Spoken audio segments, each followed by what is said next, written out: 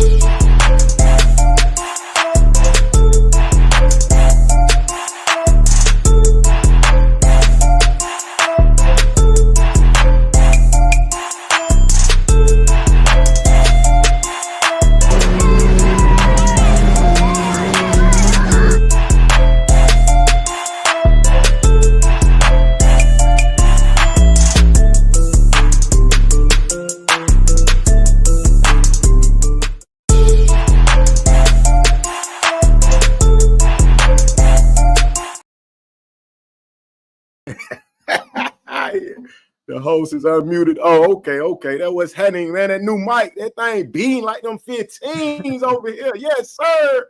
And we get to throw in the green because we ain't got the green screen. Partner, this the bunker for real, shawty. Yeah. What's happening? What's happening, my boy? Hey, what's going on? I want to first of all welcome everybody to the W.O.R.S.E podcast. Y'all know what time it is, man. It is not the best podcast. It is the W.O.R.S.E. Huh? The W.O.R.S.E. The W.O.R.S.E. All right, so first thing I need to do tonight is take everything off a loop so we don't got to hear everything twice. But first of all, I want to let my partner go ahead and introduce himself, man. Go ahead and let the people know who you are. All right, man. You know the one and the only, man. Same way you look me up, man. One and only Datboi Byrdie, man. Credit repair, GOAT. Financial advisor, GOAT. The financial teacher, GOAT. But yeah, man. And podcast co-host with my boy Kung Fu Hebrew, man. We bringing everything to the front. We gonna stop all the bullshit, stop all the lies, stop all the cap. Let's get it.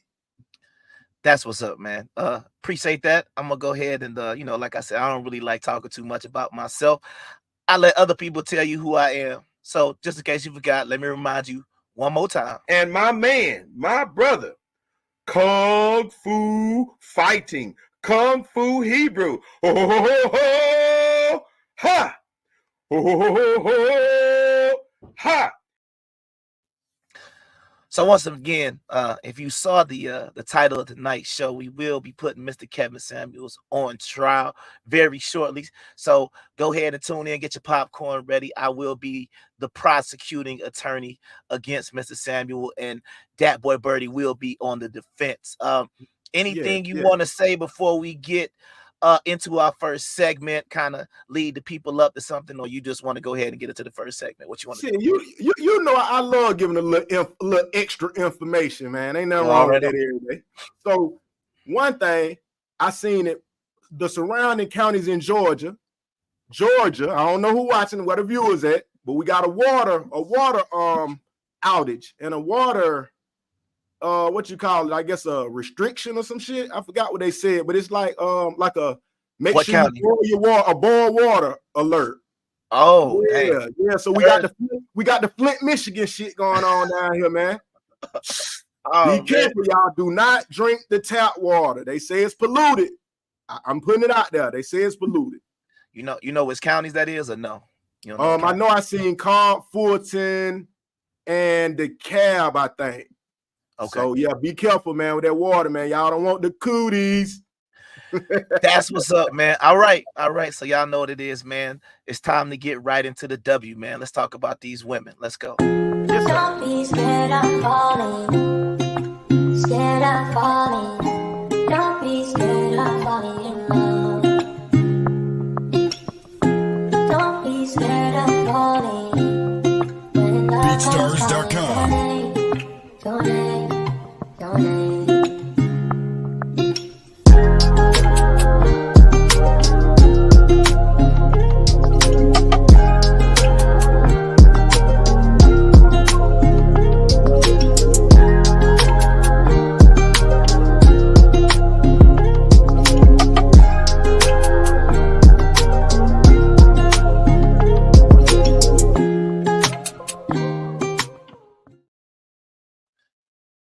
All right, man. So let's get into it, man. Tonight, we are talking about the lovely, beautiful women of, as they say, M-I, cricket letter, I, cricket letter, I-P-P-I.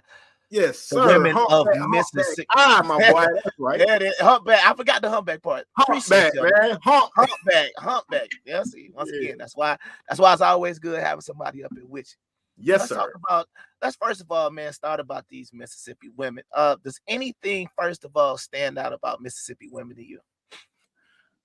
Well, I got my first introduction really from the federal system.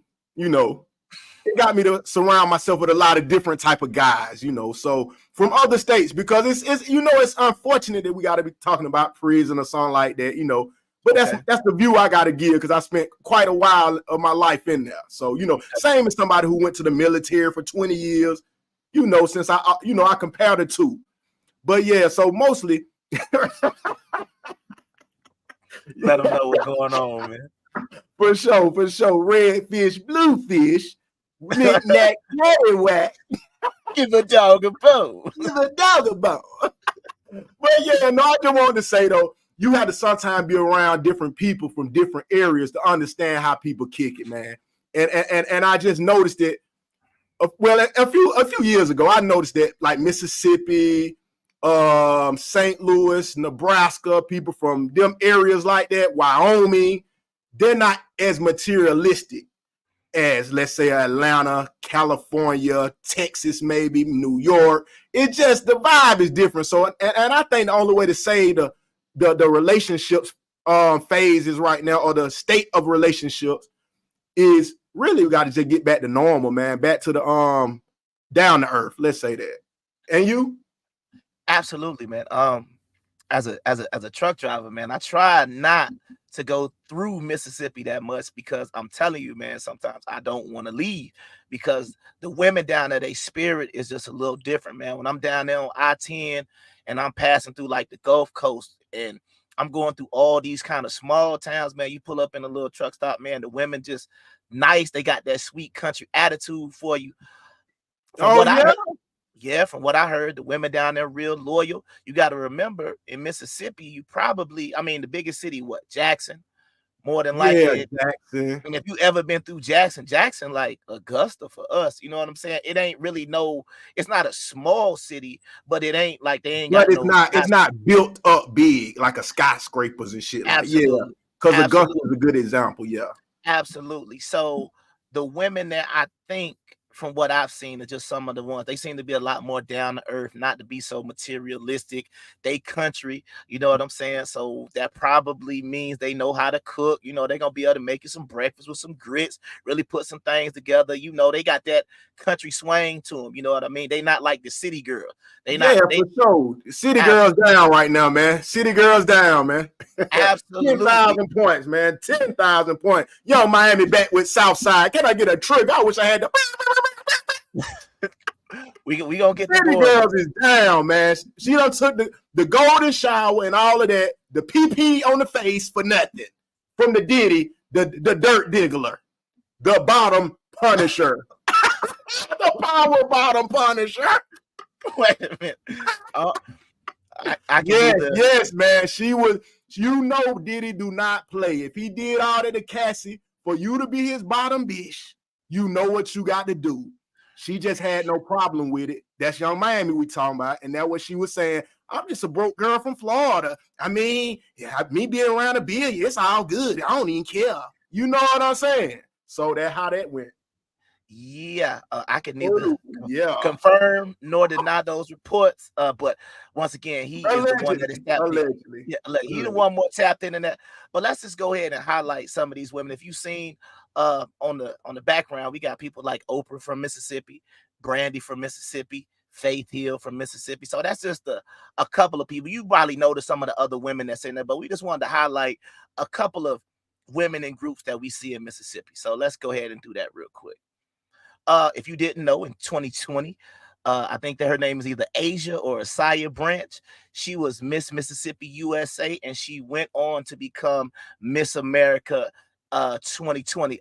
Any words on this young lady right here? Any words from me? Yeah. On Miss America, man. Talking to the crowd, but I saluted that it's a black woman winning it. Honestly, you know. Yeah. I'm not sure what the ratio is. I'm not a big pageant watcher. But you know, throughout the years, when one wins, it does signify beauty. I mean, because most don't win it. You know what I'm saying? That's how I see it. So, right. I'm not sure, but I know the winner of Miss America, they go on to the Miss Universe, and I don't want to speculate, but that might be the year that the won the Miss Universe. You know that. You know, the Decepticon. I think she robots in the sky. Yeah, she was from like Argentina or somewhere like that. But once again, I'm speculating because I remember one of the Decepticons did win the Miss America. The Miss Universe. They actually won. They won. Yeah, they actually won. I'm gonna go ahead and pull that up while we go to our next person here. Let's see who we got next.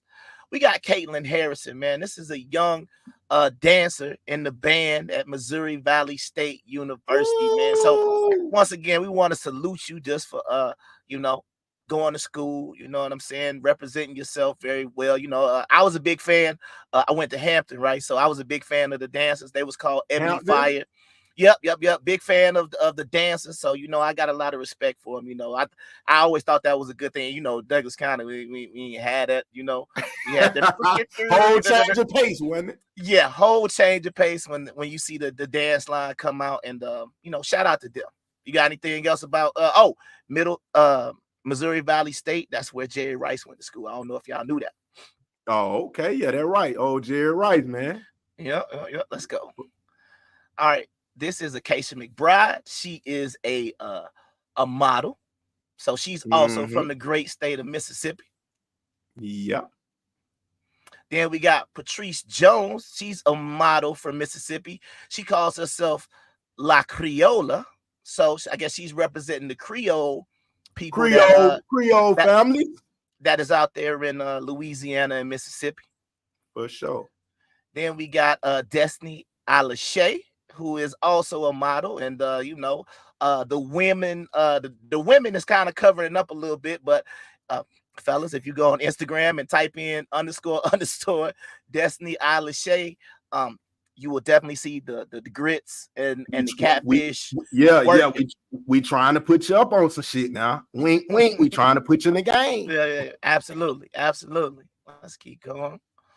Dr. Megan Bass Kendrick. She graduated from Southern Miss University, and I believe she's going into chiropractic medicine. So now, we got a beautiful Black woman that's going to be, keeping everybody's backs and stuff aligned, getting everybody straight. So you ever been to the chiropractor? Yeah. I got a viral video, man, when one of my homeboys, man, he popped my back in that thing, man. It felt like I done created a whole nother human, man. Like,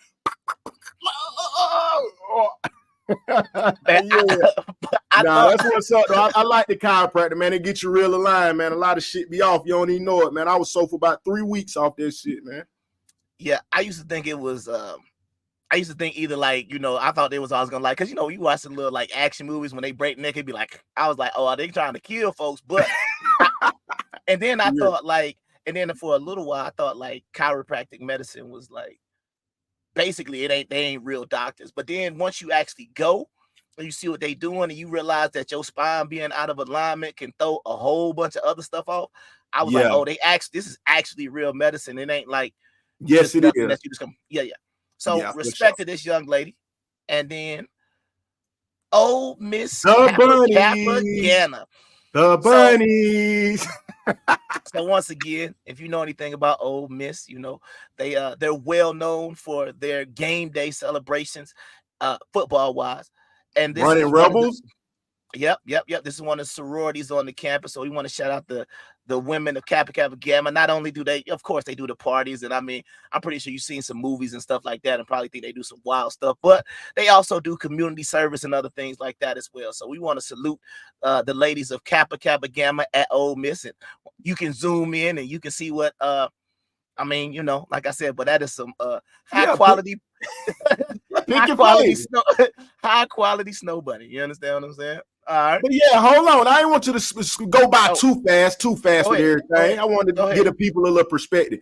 First of all, get in the comment section, y'all. Say what's up. Bye. You sorry. You hate me. You love me. Anything. Let's get any comments, man. We can't get nothing shaking if we ain't got no engagement. We ain't here for the show. You know what I'm saying? We ain't here just to look at each other. We trying to campaign. If you don't want to come learn that, stay where you at then. But if you're here, let us know you're here so we can give you what you need. But yeah, I wanted to ask though, Come Through Hebrew. I wanted to ask, what do these women need to take from this section? Because you showed some elegant women. You showed some people with a lot of motion, as they say. Okay. So why I ask that is to say, what kind of advice can you give from being a college guy, a college grad, and at a very respectable school? Because the people around me in the streets a little bit, let's say, most don't even think college is an opportunity. They don't even think it's a chance. They don't know that it opens other doors. It surrounds you by new people, new mindsets. I want you to kind of give them a little something just because you've been there. And, in defense of like how everyone tries to play, like if you're not in the streets, you're not a real good guy, real man, or you know what I mean? And it's stopping the women from getting in successful relationships. That's why I say that. Yeah, I would say a lot of the women that you find in college these days, honestly, they still full of hope. You understand what I'm saying? Like they go in there, a lot of the women, they're going there and they want to find a husband. Like, I know what we're going to be talking about later on, but when I was in school, and that's why I can look back on it and say, I wasn't on that time, but the women were there because if you look at it, it's like if you're in college, you got people out here that claim or making the attempt to say, I am going to pursue my education and I want to be around other people who want to pursue their education. So this got to be the best place to meet people. So, it makes sense. Makes sense. So I would just say that I think there was, I could say, but this is a long time since I was in school. There was a lot of hope when I was in school. There was a lot of hope with the women, but then I also have to say the quality of women that I was dealing with in college 20 years ago, I don't know if that quality is still there, because I had plenty of opportunities to get married or to have, you know, marriage-minded women when I was in my early 20s. However, I wasn't on that time, but the women were definitely not trying to leave college. Not all of them, you know what I'm saying? You still had the ones that like that, but you still had a good number, because like I said, once we get into what we're talking about later on, so this will all connect. The women were definitely more relationship positive. They were more marriage minded. They were, in my opinion, ready to get married. And I think what happened after school to now is the reason why they weren't married. But actually being in college, you could have married one of them women. I had the opportunity to probably get married 3-4 times, but I was right. That's why I wanted to bring that up, because I do remember too, like, you actually would introduce or come around or something. We did bump back in each other, because like I say, we out in the streets or something, you at the schools and stuff, you come back around and you go, you know how we were bumping each other and stuff like that. Right. And even if it was just a girl, you like, oh man, this ain't nothing really. I mean, just a little friend. She was somebody of great character, or great family upbringing, or her logic was pretty much, you know what I'm saying? So I have to agree. High quality as well. It was more or less, because you got to look at it like this. When you go to school, you're thinking, because like you say, some people just after school, they just say, okay, I got to get a job. But when you at school, you actually looking at these people like they are actually going to be like the future doctors, the future engineers. So you feel like your pool that you're dealing with, you're going to be picking from the best. And especially at my school, because I don't care what nobody say, we got the baddest women, period, in college. If you ever had a chance to get off on Settlers Landing there in Hampton, I believe it's exit 265 off of I-64. And that is where Virginia, yes, sir. Okay, I promise you, man. Hampton has some high, but that's just what I thought about. Virginia was, but I think it is, but it's homely like Mississippi too, from my understanding. Absolutely, I say as long don't, you know, they can be if they want to. I say as long as you stay away from Northern Virginia, because you get closer to DC, you get closer to that big city. The women turn into I met a few of them.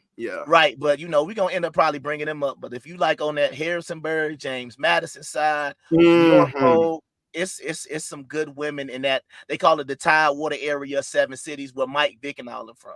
Now, right. Now, don't get me wrong, it's some hood rats in Newport News, but it's a lot of hood rats out of that VA now. But every place has their hoods, man. So let's get to the last one. Somebody who I know personally, man. Shout out to Rhonda Marie. If y'all don't know her, y'all can go follow her on YouTube. She's a very pro Second Amendment. You'll see her on there firing pistols. Beautiful young woman. I had the privilege of meeting in person and interviewing one time. So if you look at her, natural hair, not a lot of makeup, you know, just natural all the way around, man. Beautiful country young lady. Her little phrase is, hey, y'all, because, I mean, she country. Just listening to her talk. I told her she need to do some audio books, man. She can make some money with that. But if you don't know Rhonda Marie, man, y'all check out on YouTube. Your thoughts, man. I don't know if you know anything about her. No, I don't know nothing about her, but hey, simple and plain, like a picture, no frame. That's what they say. Keep it like that. You will forever succeed. That's it when it comes to relationships anyway, man. Like a picture, no frame. Keep it simple and plain, from the wise philosopher, Culprits. There you go. So what we gonna do now is, like I said, man, this has been the woman section, and this is the spot where we highlight either select group of women, people from a certain region. We going all the way around the world. So if you don't see yourself tonight, hey, it's 52 weeks in the year, so we probably gonna get around to you, unless you probably live in one of the big cities. We probably ain't gonna talk about you, because, you know, Because we're looking for the good women. We're trying to lead the men to the good women, not the good rats. Absolutely. Because like I said, we looking for, even though y'all know the name of the podcast, we looking for the best women, not the worst. Huh? The worst. All right. Mike, you're right. Don't be scared of falling. Scared of falling. Don't be scared of falling in love. Don't be scared of falling. When love comes calling, donate.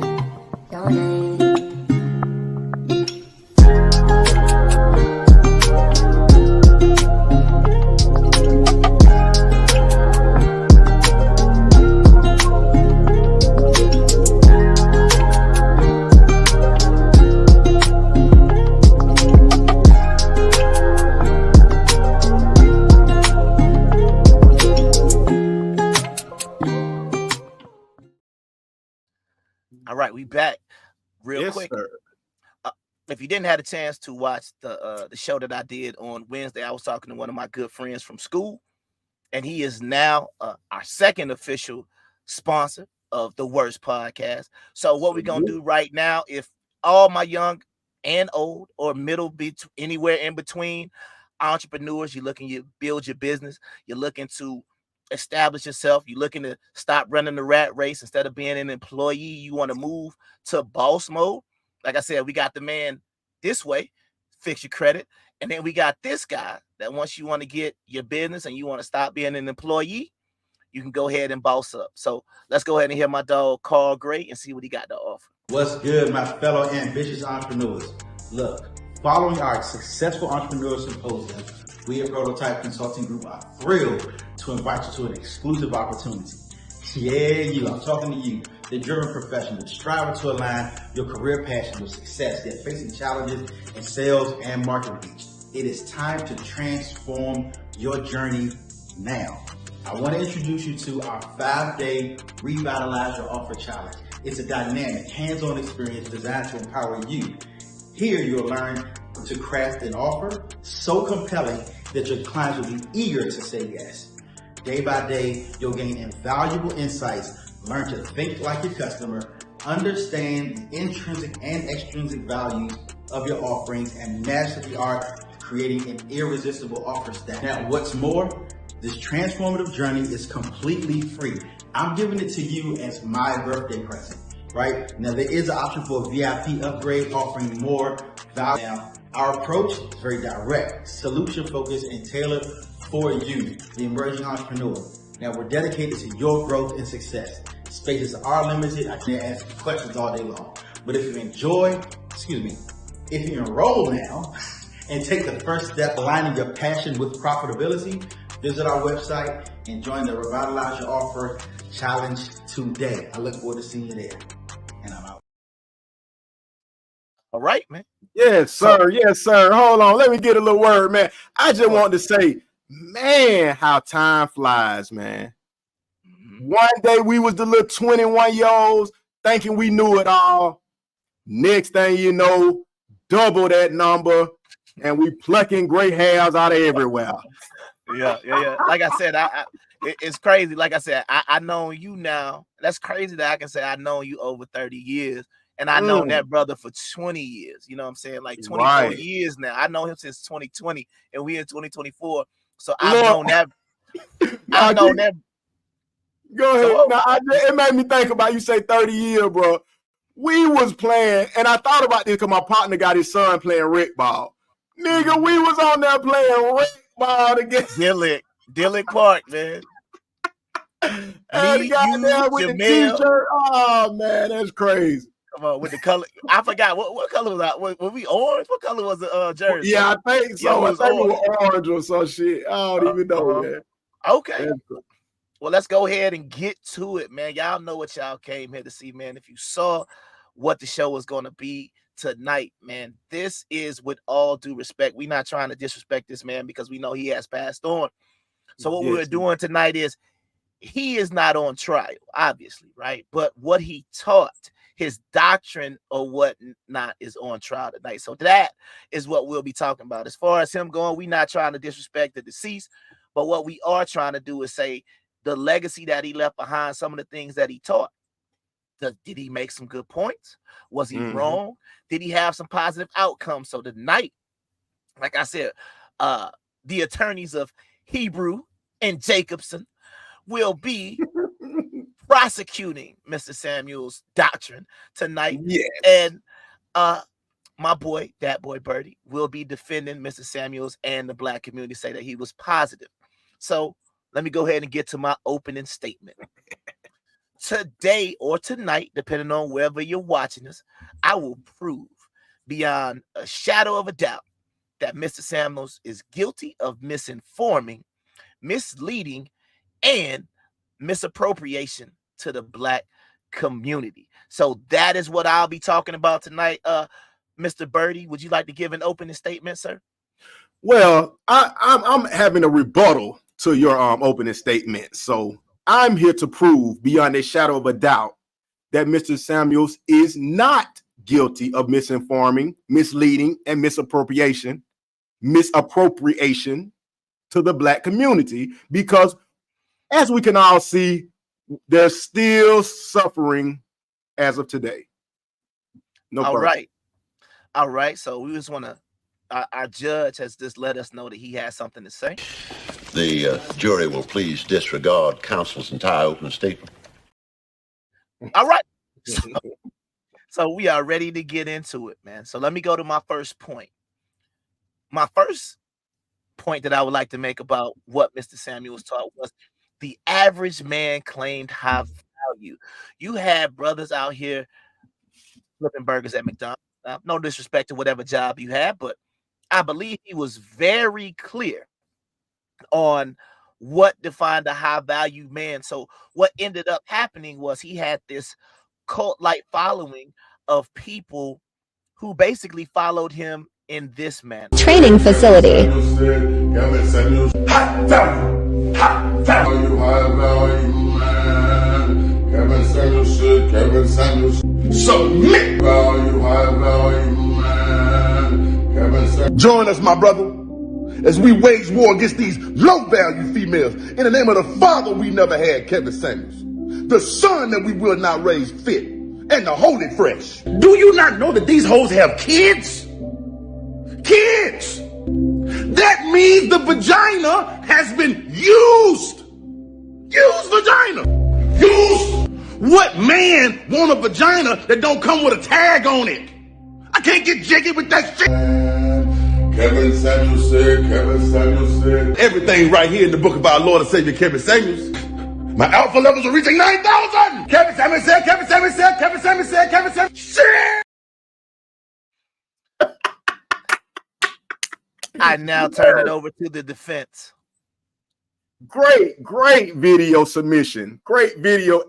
Yes, Your Honor. Yes, but make sure you put that in there. Yeah, hold on. I'm not through. So first of all, on defense of my fellow client, his spirit, his rhetoric. So the thing about it is this.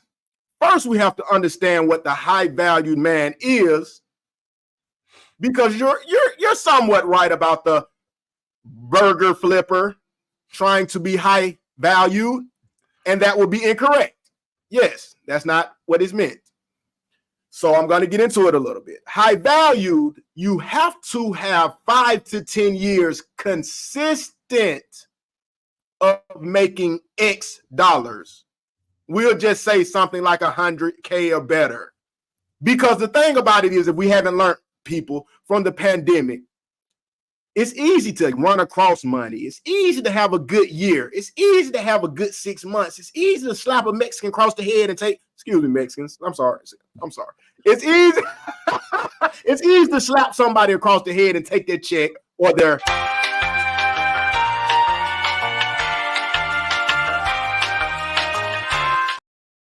All right, and we're back. What was that again, sir? Okay. Yes. It was a lot of confusion. We had to get our paperwork together.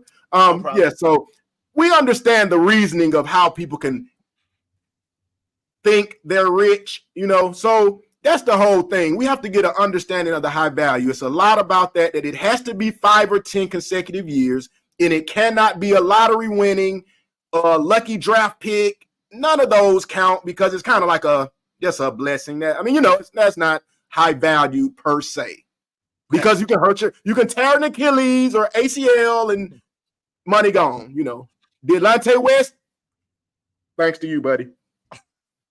All right. So that was my point number one. Let's see my other point that I want to make to prove that Kevin Samuels was bad for the black community. He encouraged cheating as options. On one hand, Mr. Samuels would talk about he wanted to reinstitute the nuclear family. He wanted to strengthen the black family. But then on the other hand, he told these men of means, these high value men, that they could cheat and they couldn't call it cheating because it's just called exercising your options. How could a man who claims to want to be positive for the black community encourage men of means to step out on their families and on their wives? Well. I object for one, because that's not what he was doing. I completely object, because the facts of you object. Leaving options does not mean to ensue or pursue the options. It just gives you a little. It doesn't mean take it. And also, it's just another part you have to look at is that it's just a way of telling the women that you gotta come with it. Ain't that what the homies say? Come with it. Because they're giving the bare minimum, and that's not going to get a man that is making $300,000 after taxes, $500,000. Come on, man, it got to be better than that. If Ray and Pookie can get the same thing, man. So that's my defense for now. Would you like to expand on the bare minimum right now, or you want to hold that for a later commentary? No, I'll explain. Okay. So, but I kind of metaphorically explained it then, because if a person is bringing home a man is bringing home $500,000 in a calendar year. Jury, I'm speaking to you guys. I'm speaking to you. That's right. Should you be able to do the same as a woman, as his female friend, fiance, as his wife? Let's say that. Okay. You should not be doing the same amount of work that you do for a guy that brings home $10,000 a year. Would that make any sense? I mean, it's kind of like a $500,000 job, and you go in and give $10,000 worth of work. It wouldn't suffice in any business situation. And I rest my case. I just want to be clear. Are you saying that the man that makes $10,000 is getting the same effort or even the same benefit as the man who makes $500,000? Is that what you say? I just want to make sure you're clear, because this is going into the record. Yes, that is what I'm saying. That is exactly what I'm saying. And just to be clear, what is that both men are basically getting? Not much. I think we have. Much.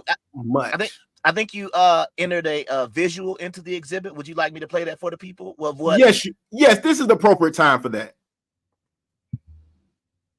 Okay, so apparently. Yes. We know jury. It's kind of explicit. It's kind of explicit.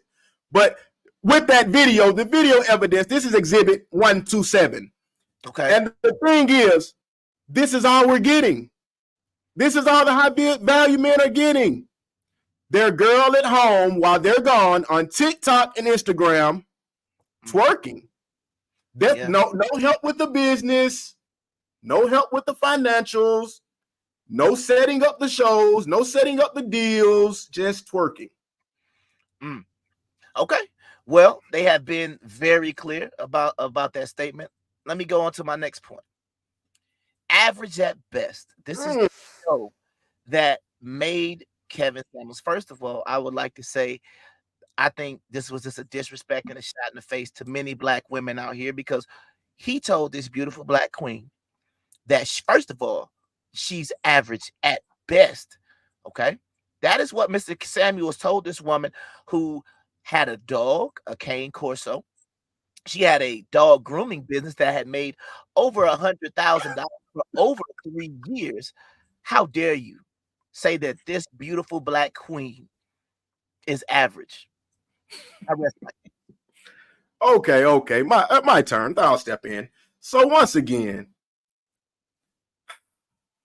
whew, this is a tough situation. But if the women can only, well, your statement is just like the looks.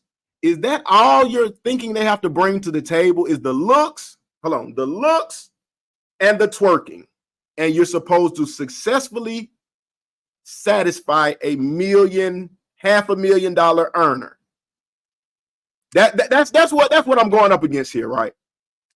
Well, I'm just saying, in the case of this young lady, to first of all put her around like the number system, to put her at a 5. I mean, once again, brother, look at this young lady. True.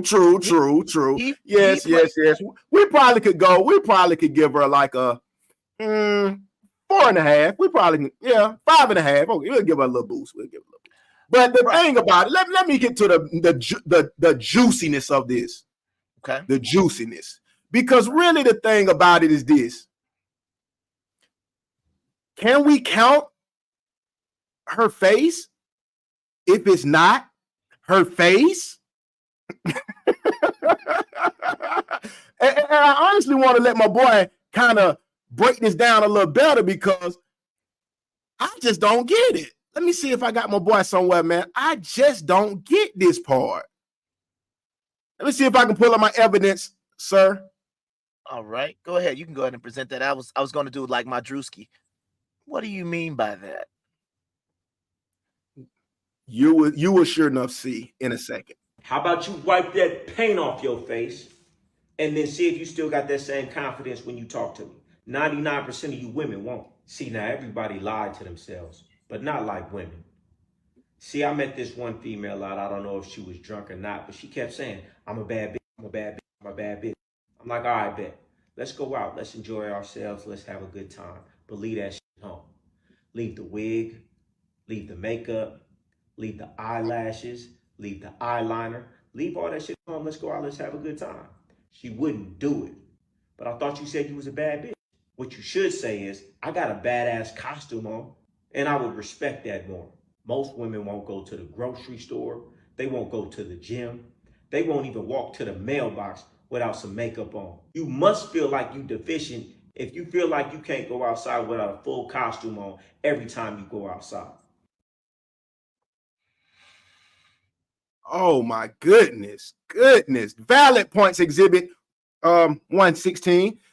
And that's my point. Like, because this was a controversial situation at one point, is if either one of us males, if we just put on, face paint and turn ourselves into Michael B. Jordan or Idris Elba, or the dark-skinned guy put on T.I. face, he's light-skinned with dreads.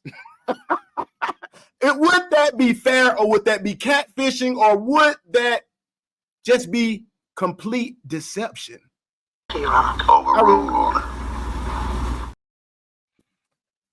Well, I will go on to present my next case, my next point, because to speak on that would actually be kind of detrimental to my side.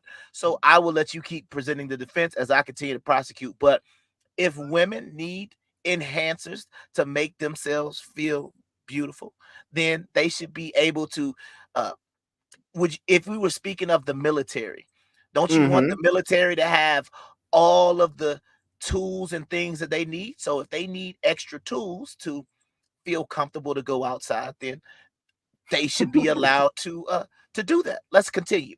Yes.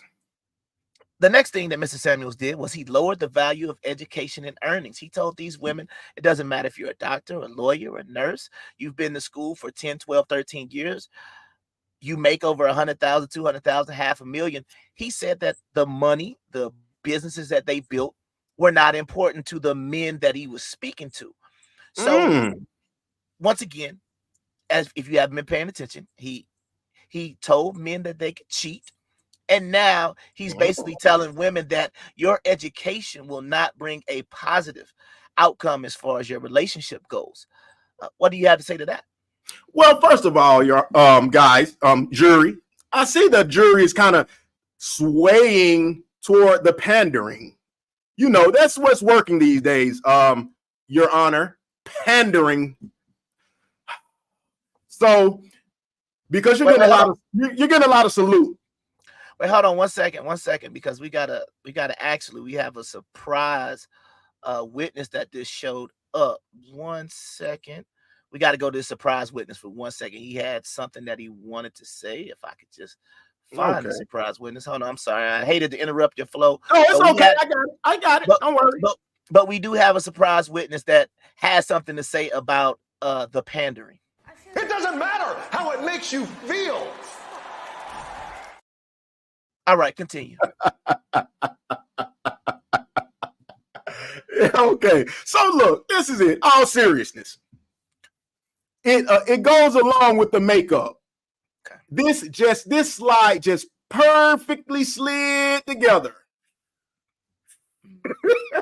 Because the thing is, you cannot let anything cover up your character, your integrity, because this is what's happening. Because the women are forgetting to think about what they need to do to make the man happy, and just focusing on themselves, which is cool when it comes to the makeup. You're dressing up, you're doing this, you got a great job. That is great. Those are great accomplishments for yourself.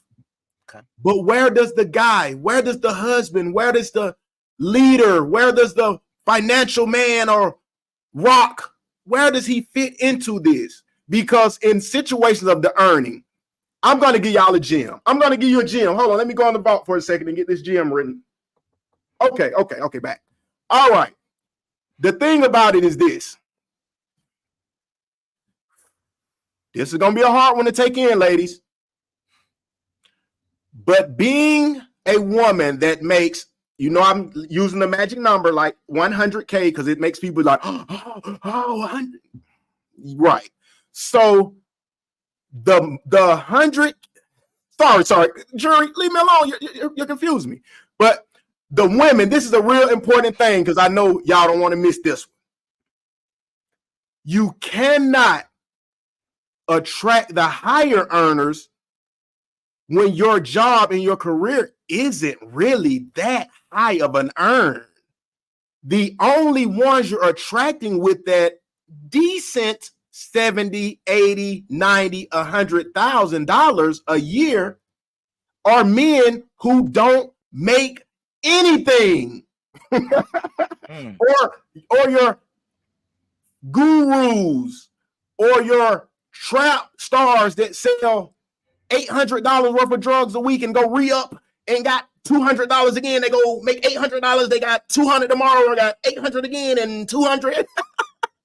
So that would net gross. They would be grossing about $3,000 a year. Where's my case on? All right. So once again, every time I try to bring up a point, you have keep trying to make the attempt to stir me off of, to get me off of my stand tonight. But tonight, yeah.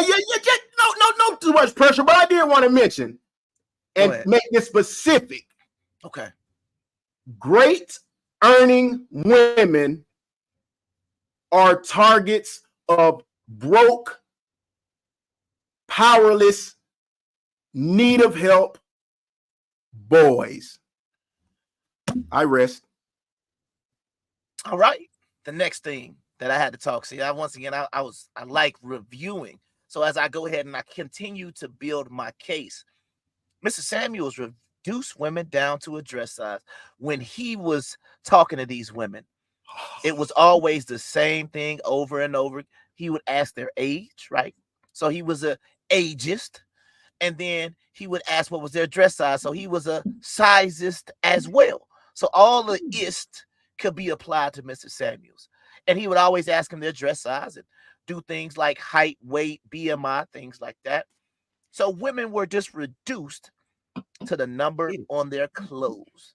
So once again, sir, I don't know how you're going to get out of this one. You might have think that you got me these last couple of times, but there's no way you can get out of him reducing women to their dress size. Okay. Let me take a little note right quick. All right. I noticed you mentioned he's an ist. Correct. Ist. Yes. He's an ist. IST. Yes. Yes. IST. Multiple ISTs. Multiple? Oh. Multiple ageist, sizist. All of those ist. Well, you forgot one ist, and this is the main one. Hold on. What about realist?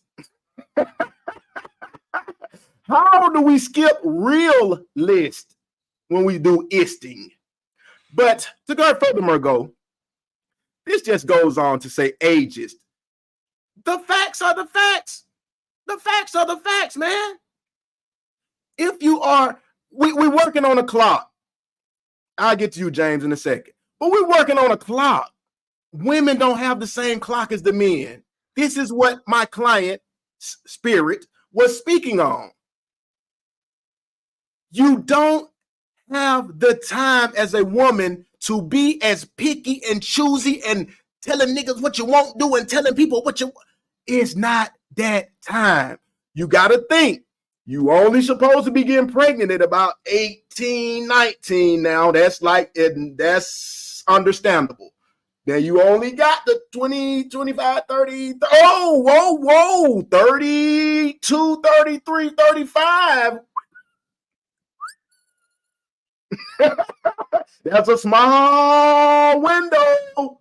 You cannot keep doing things. And why I also add this is, why through this short window of 18 years, and it's a little stretch further, because most don't even make it to 18 without a kid, number one. So we're going to get past it. When you get there, why are you so easily taken away from discipline?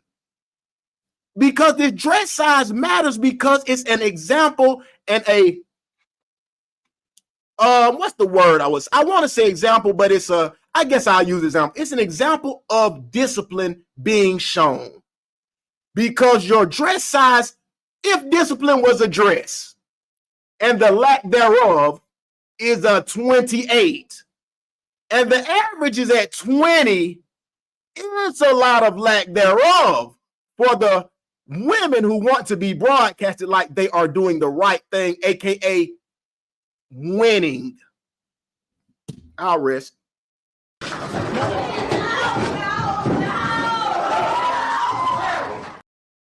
I apologize for my outburst. I'm tired of every time I try to bring up a point, you are trying to use this doctrine against me. I apologize for my outburst. I am back calm now, so we're good. We are ready to continue on with the trial. I apologize.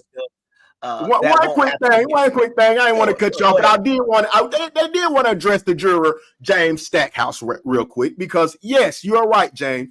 How can I love you if you don't love yourself? You threw in obesity kills, right? But it could be anything. It can be the not being attentive to your man, not showing him affection because you want it all, not giving any help because you want nothing but help from you. You know what I'm saying? It's about selflessness. Wives, I know nobody wants to be married no more. I get it. But if you want to fit into the criteria, because my client says it's only two, hold on, let me not confuse you, two areas to fit in. Either it's wife material or everything else. So you can go be a stripper, you can be a nail tech, you could be a goddamn Stewart Avenue, Melrose Place, the Bunny Ranch. Yeah, you can do all these things, but that disqualifies you from the origin of where wives and their mindset are at. Rest. All right, before we continue, were there any other juror comments that you would like to address, or would you like me to continue? Oh, well, let me go through a few. I see one. Let me see. People need to be specific in their relationship, Miss Daniels states. And I'll agree with that as the being a response to my client's actions. Yes, people do need to be responsible. But the thing we're figuring out, even on the understanding of the world, why do women not rule countries, states, nations? Because they thrive and move off of emotion. No leader can be emotional. We know you can have some emotional times, but you cannot lead anything off of emotion. And anybody that tells you different is a complete idiot. And I would like to say for those in the audience who didn't know what he spelled idiot. So that let idiot be entered into the record. And I will go ahead and continue with my case. And once again, he spoke about being emotional. So what I need to do right now is, once again, I had one outburst earlier where I basically got upset about something that the defense said. So I promise you, once again, I promise, you know what I'm saying? I call myself the Kung Fu Hebrew. So when I make a promise, I try to live righteously and I try to live by those promises. So I promise there will be no more outbursts from me tonight, Your Honor. So I just want to stick to the case and continue to be non-emotional, because you made a statement to say that is what women do. So as a man, I must be non-emotional for the rest of the evening. So let me continue on with my presentation. Thank you for being a great role model, because the guys need it. They're very emotional. There's a lot more Fatal Attraction episodes coming out. They're not running out of footage. So guys, let's get it together. No problem. This right here is one that I take personally. I put my fatigues on tonight, my fatigue shirt on. No respect for the troops. As you can see, this salute playing a song that is normally played when our soldiers who have given it all is played while they are being laid to rest. He used it as a sign to tell a woman to basically, she had no hope. Oh, you're talking about the farewell, like absolutely, with the salute. Okay. How could you say Mr. Samuels obviously didn't respect the troops? How could you continue to defend this man? I rest my first point. I rest my next point right here, and I would love to hear your rebuttal on this. Okay. My station just on charger had to go down. Let me get my stuff together. Okay. So you say it's disrespectful to the troops. Is that what you were asking? First of all, he is saluting indoors, which is wrong. And okay. You don't salute indoors. Okay, I get it now. That's why he wanted to show you, if he's gonna disrespect the nation's protection and protectors, this has got to be a serious issue. That's why that's why I mentioned earlier about metaphorically. I like to speak metaphorically, so I get it. You want to show people that this is what they do when you, like, I don't know. You say it's like a death salute? Absolutely. It's played when people are normally buried, yes. Oh, when the blade is buried. Okay. So that's what's happening here with these relationships. The blades are getting buried. And why I say this is that the window is closing. The window is closing. What sound do you hear when the walls start to close in on you? I'm pretty sure it would be.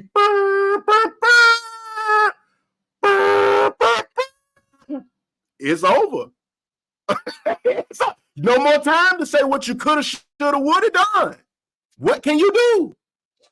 Oh, whoa. Objection in the jury? We're getting a thumbs down? Wait a minute. Whoa. What is this thumbs down coming from? What is the reason of the thumbs down if he's telling you the city girl lifestyle? Put your hands up. Do you make it past your hand up with the city girl lifestyle? If not, I got to push my face. The music got to come on. That's the point. Are the women that's playing this single, happy 20 girls every night at a bar, is that making you happy at night? That is what we're saying. Is it solving the problem of the single parent households? Who are you hurting more by thinking you're this boss bitch that don't need a man at home? You're not hurting yourself. Yes, you're winning. Let's say that you're winning. But the kids are losing. The kids have no structure. They have an emotional creature, as the wise words of my boy Omar, aka from Baby Boy. You unstable creatures are raising our boys and making them little girls like y'all are, and they're very emotional. Then you're mad when you have to go date one of them who was raised by you. You're dating who you raised, and you're mad because he wants his way. He wants it. That's where the father comes in. The father lays down the law. Mothers do not. I rest. Okay. Even though Miss you kind of calm down. Mrs. calms down. Okay. Even though you kind of didn't address the true part, I'm going to continue on my case because, once again, I don't want to have an emotional attachment to what you're talking about. So let me continue. Buy a dog and die alone. First of all, what did the poor dog do to have to get bought because allegedly these women are unsuitable for men? So all the PETA people out there, I don't understand how you never came at Mr. Samuels and came at his platform, because his recommendation for women who, based on what he said, were not capable of maintaining a relationship is that they should buy a dog. And as I look at this beautiful golden doodle, I would say, what did the golden doodle do to deserve an owner? And why would he recommend, why would he say buy a cat and die alone? Why would he do this to poor dogs?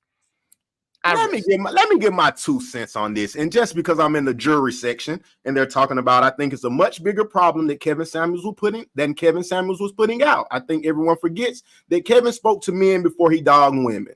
Well, that's neither here nor there right now about this, because cool, he told the men to get right and he told the women to get right. I agree.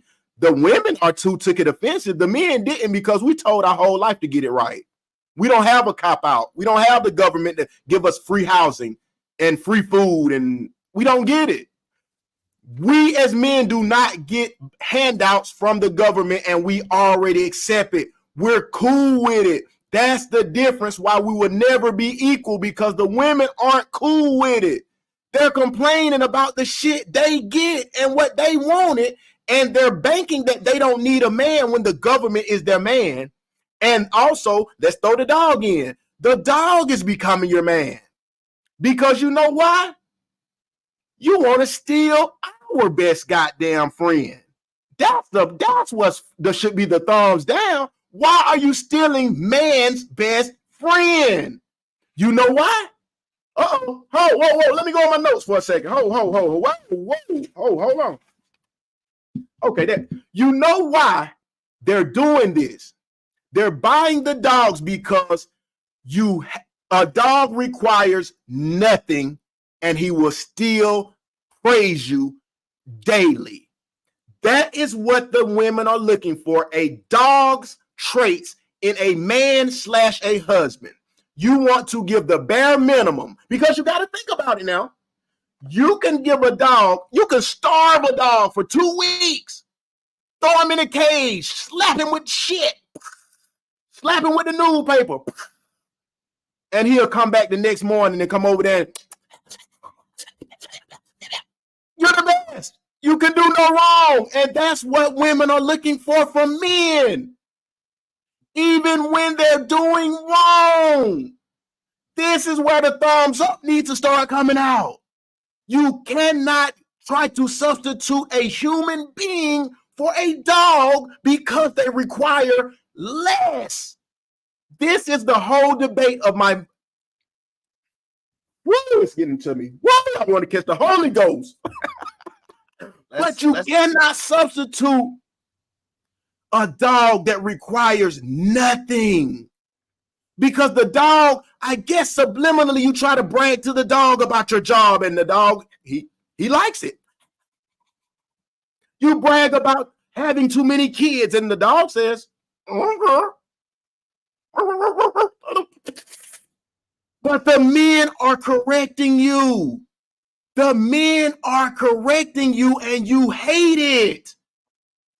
I know, Mr. Doe McKinney and the jury. Thank you, sir. It is, no one is looking at things the real way. That's why I want to hit you with an abstract way of thinking. Why do you want the dog? Because they will make sure they pedestalize you no matter what you do. You can leave them for 2 weeks and they still will greet you like you're the best person on earth. And that's what we're expecting. Well, that's what the women are expecting us as men to be, and it's impossible. Rest. All right. In conclusion, as I get to the end of this, I would just like to say that these are my 3 points that I would like to make, and then I will get your closing arguments as well. Mr. Samuels was bad for the black community because he hurt dating in the black community. He made black women hate black men just for listening to Kevin Samuels. There was a song on one of the recent Summer Walker albums, and I believe there was a mention of Mr. Samuels in this song because there was a lot of hate. I believe, I forget her name, but the name of the song was called Unloyal. And the lyrics were always in Kevin Samuels' comments. So that proves right there that it even reached the music. It reached the vibrations that we use to try to calm ourselves and get through the day. It even got there. Number 2, it was bad for black men. He set unrealistic expectations. He told you that the average black man makes $41,500. So if you were below that mark, then you knew all these benefits or his target market was outside of your range. If you were in the either high value or the average range, then you now got some new things that you could try to push on women. And the women weren't trying to go for it when these men would be on dates. And they would basically say, hey, I am a high value man, so I have the right to cheat. I have the right to date multiple women. And if you don't like it, I will just go find somebody else. Terrible, terrible, terrible things for the black man. And finally, in closing, he was bad for black women. He lowered their self-esteem. I've already talked about he reduced them to dress sizes. He reduced them to their age. He talked about a perfectly good 35-year-old woman is just no good. This type of doctrine cannot stand, and he only focused on physical appearance. Forget their bank accounts. Forget all of the education and things that they have been pursuing. He basically said none of that matters. If you're not cute, you're not going to get a man of high value. So in closing, I would just like to say this is why I rest my case. And I think tonight I have proven my point. And I asked the jury in the comment section after my brother has given his closing arguments and his final rebuttal to let us know whether or not you find the Kevin Samuels doctrine guilty of being bad for the black community, or will you absolve him of all the women he hurt, of all the dogs he hurt, of all the troops he offended. If you allow this to continue, then this is the reason why we don't get any justice in this country. And I rest my case. Thank you. Well, I must say, Mr. Brew, that was very cute, might I add. But could you put those back up there, please? The closing argument, so I can dissect those, please. Okay, thank you. So, okay, we have the hurt dating in the black community. Oh, okay, black women hate black men. Okay, let's get this straight off the rip. The women begin to hate because they were raised by haters. And let me break that down a little bit. Most of the people of today, their mothers were haters because they thought their mothers were going out bad. Let's say that. By being a wife and taking out the, whatever, doing the house chores and all that, they thought that was a slave. We've heard that several times. When in reality, that made them be like, I don't want to be a slave, so we're going to get on the independent feminism, which the government and all said, whoa, we got them. That's how we're going to tear the families apart. We got them. They want to be by themselves. We got them. Which led to the women getting by themselves now and bragging about it.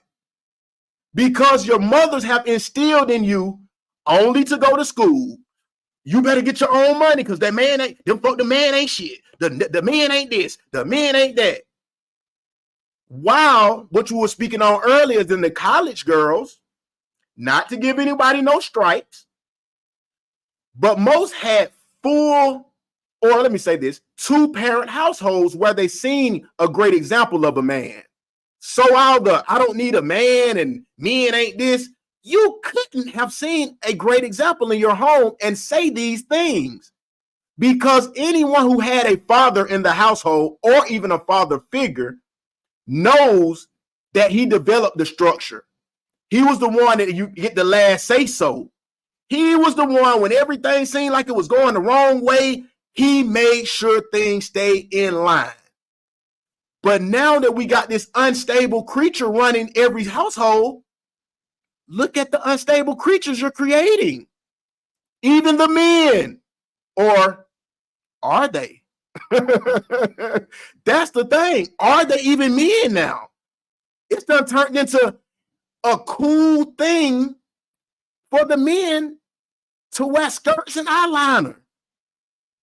Why are the women not attacking those men for not being a man? Don't attack the men who are fighting to get y'all back on track, because you're so defiant that you don't even see that you're hurting your own household. You're losing income because there's not 2 incomes anymore. It's your boss bitch job. And tights. Yes, the men are wearing tights. Oh, come on, man. They're wearing full drag. And the women are saluting them. The fine women, the best looking women of the world, are hanging with these men. So what should a straight man do? Let me just put this into perspective. Why wouldn't I go dress in drag if that's going to get me to lay in the room unsuspectedly? I can lay in the room with Bernice Burgos. I can lay in the room with Young Miami. I can lay in the bed with Suki Hunter and Young Miami together in Sexy Red, and they don't think nothing of it. The whole time I'm like, yeah, y'all got there stroke this puss.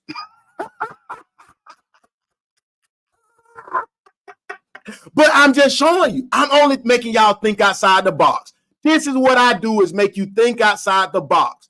If the only people being rewarded with great fortune, great access to the beautiful women, what is the incentive to be a straight, strong black man? The women hate the strong men. The women hate discipline. The women hate any man that's not pedestalizing them. So what incentive do the men have to go back to being men? I didn't want to make this all fast and thought out like I wrote it down and nothing, because I didn't. It's the reality of, if you're gonna get praised and pedestalized as a man, the only way is if you go into full saucy Santana drag. And you're wondering why the men are starting to not even give a fuck. We are not being saluted. The ones that do pay the bills still not getting saluted. still letting Ray fuck you when a nigga go to jail or nigga lose his job. You still DMing Ray and Pookie while the nigga is at home at work. Cause he ain't street enough or he ain't sweet enough. Come on. Y'all done backed me into a corner about the real men. And I go back to the father figure because Kevin Samuels is like a father, a uncle that most people needed in their household. Some of us country boys and country girls, and we understand granddad in the house or grandmama, I mean not grandma, granddad or daddy in the house where it's gonna be rules. It's turned into no rules because it's no men. The women want the men to goddamn be women. It's no way that we're gonna succeed as a unity when the men are being demasculated by the society as well as our own women. Yes, we know about that. See, this is what makes this. I'm glad you put a point, Miss Daniels. Let me highlight this because this is terrible black woman culture. Sassy, this is what it is. Shame, insults, guilt, deflection. This is what he preached. If he's sassy because he's telling you the truth, but he's sassy also because of a single boss bitch fine mama who was getting fucked. That's the problem. He tells you over and over, I was a single child in a house full of girls, my mom and my two aunties, because they broke. They had to come back because nobody wanted them in their old age. They had to come back to his mom's house to live because the bad bitch ran out. That's the point. He's sassy because y'all created him.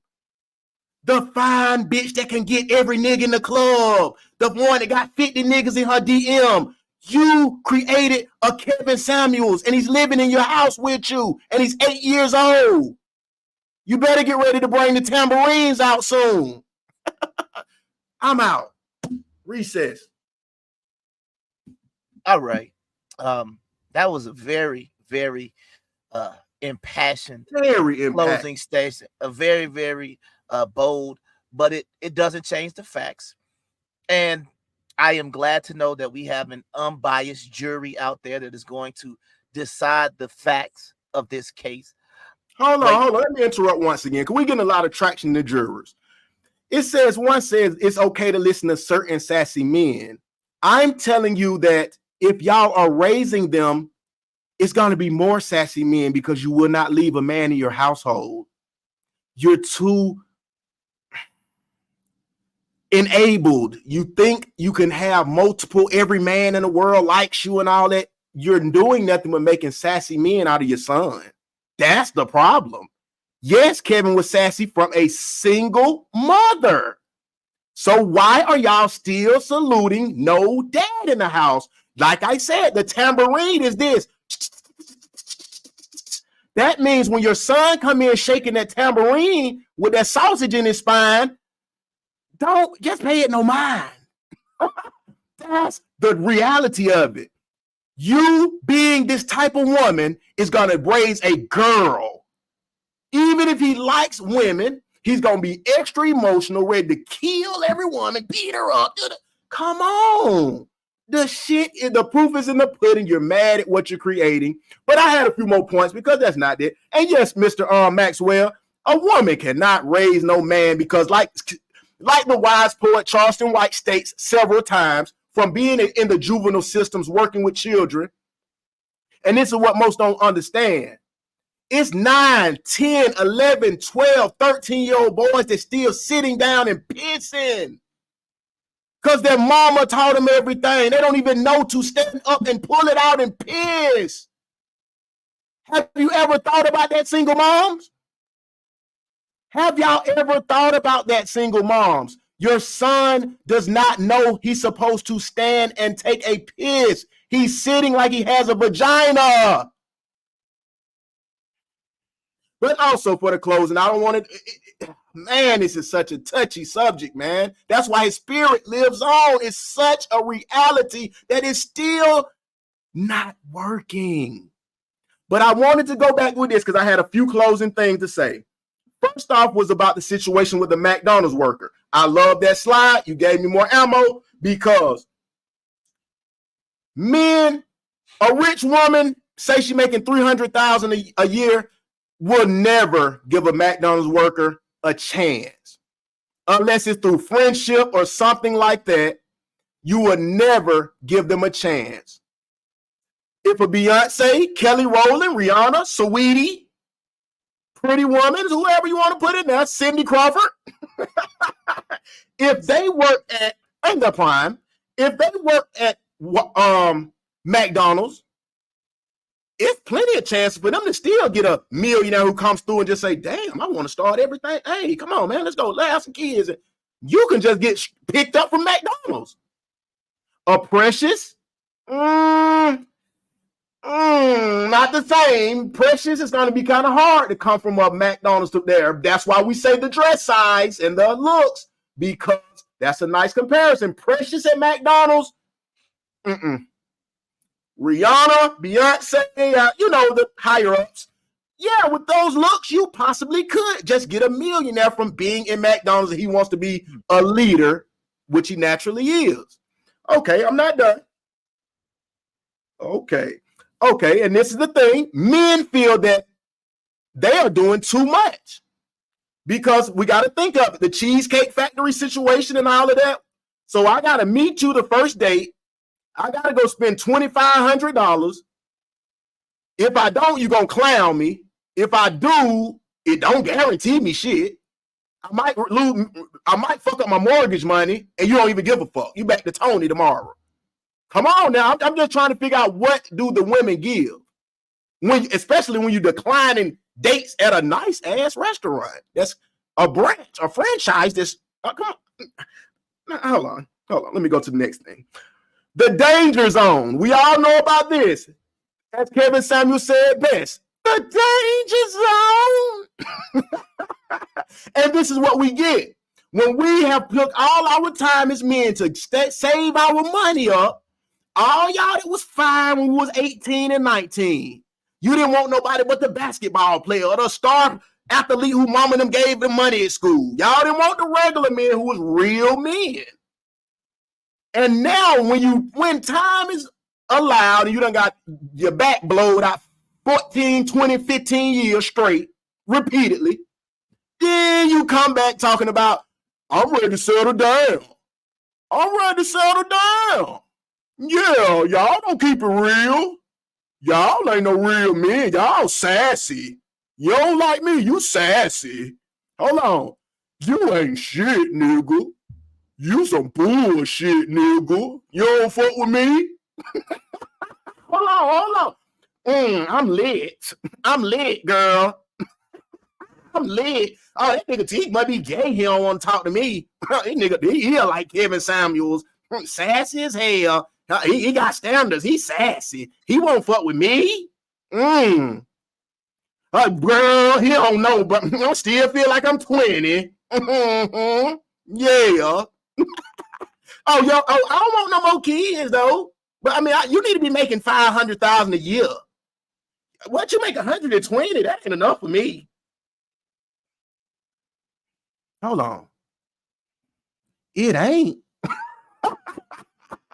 Hold on. Now we go to me and my girl are straight. I love being single. I'm happy. I ain't worried about no man. Look how much fun we have every weekend. And this is a 41-year-old woman, guys. This is what's going on out here, man. Standards are a motherfucker. You're right. If a nigga don't, you let yourself get to this stage, drinking a cold brew, and you're mad I don't want to give you a $2,500 date. Are you fucking serious? I hope y'all took this in very well. This is, again, the danger zone, 27 to 35 plus, because after that, you're going to have to freeze your embryos. You're going to have to go do something. You're going to have to do some bestiality, buddy. The dog's going to have to have a junior.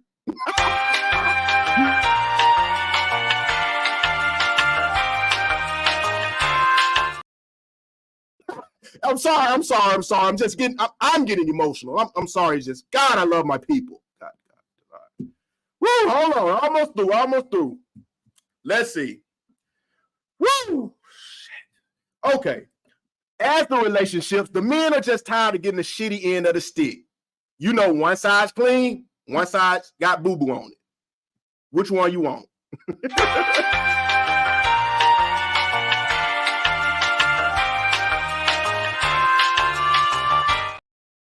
And I say that to put you in another perspective because I know it's a lot for y'all to process. So let me slow down a little bit.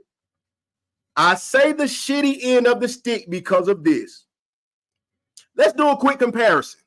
The women, you may have to wash some clothes, wash some dishes, cook a meal. Okay.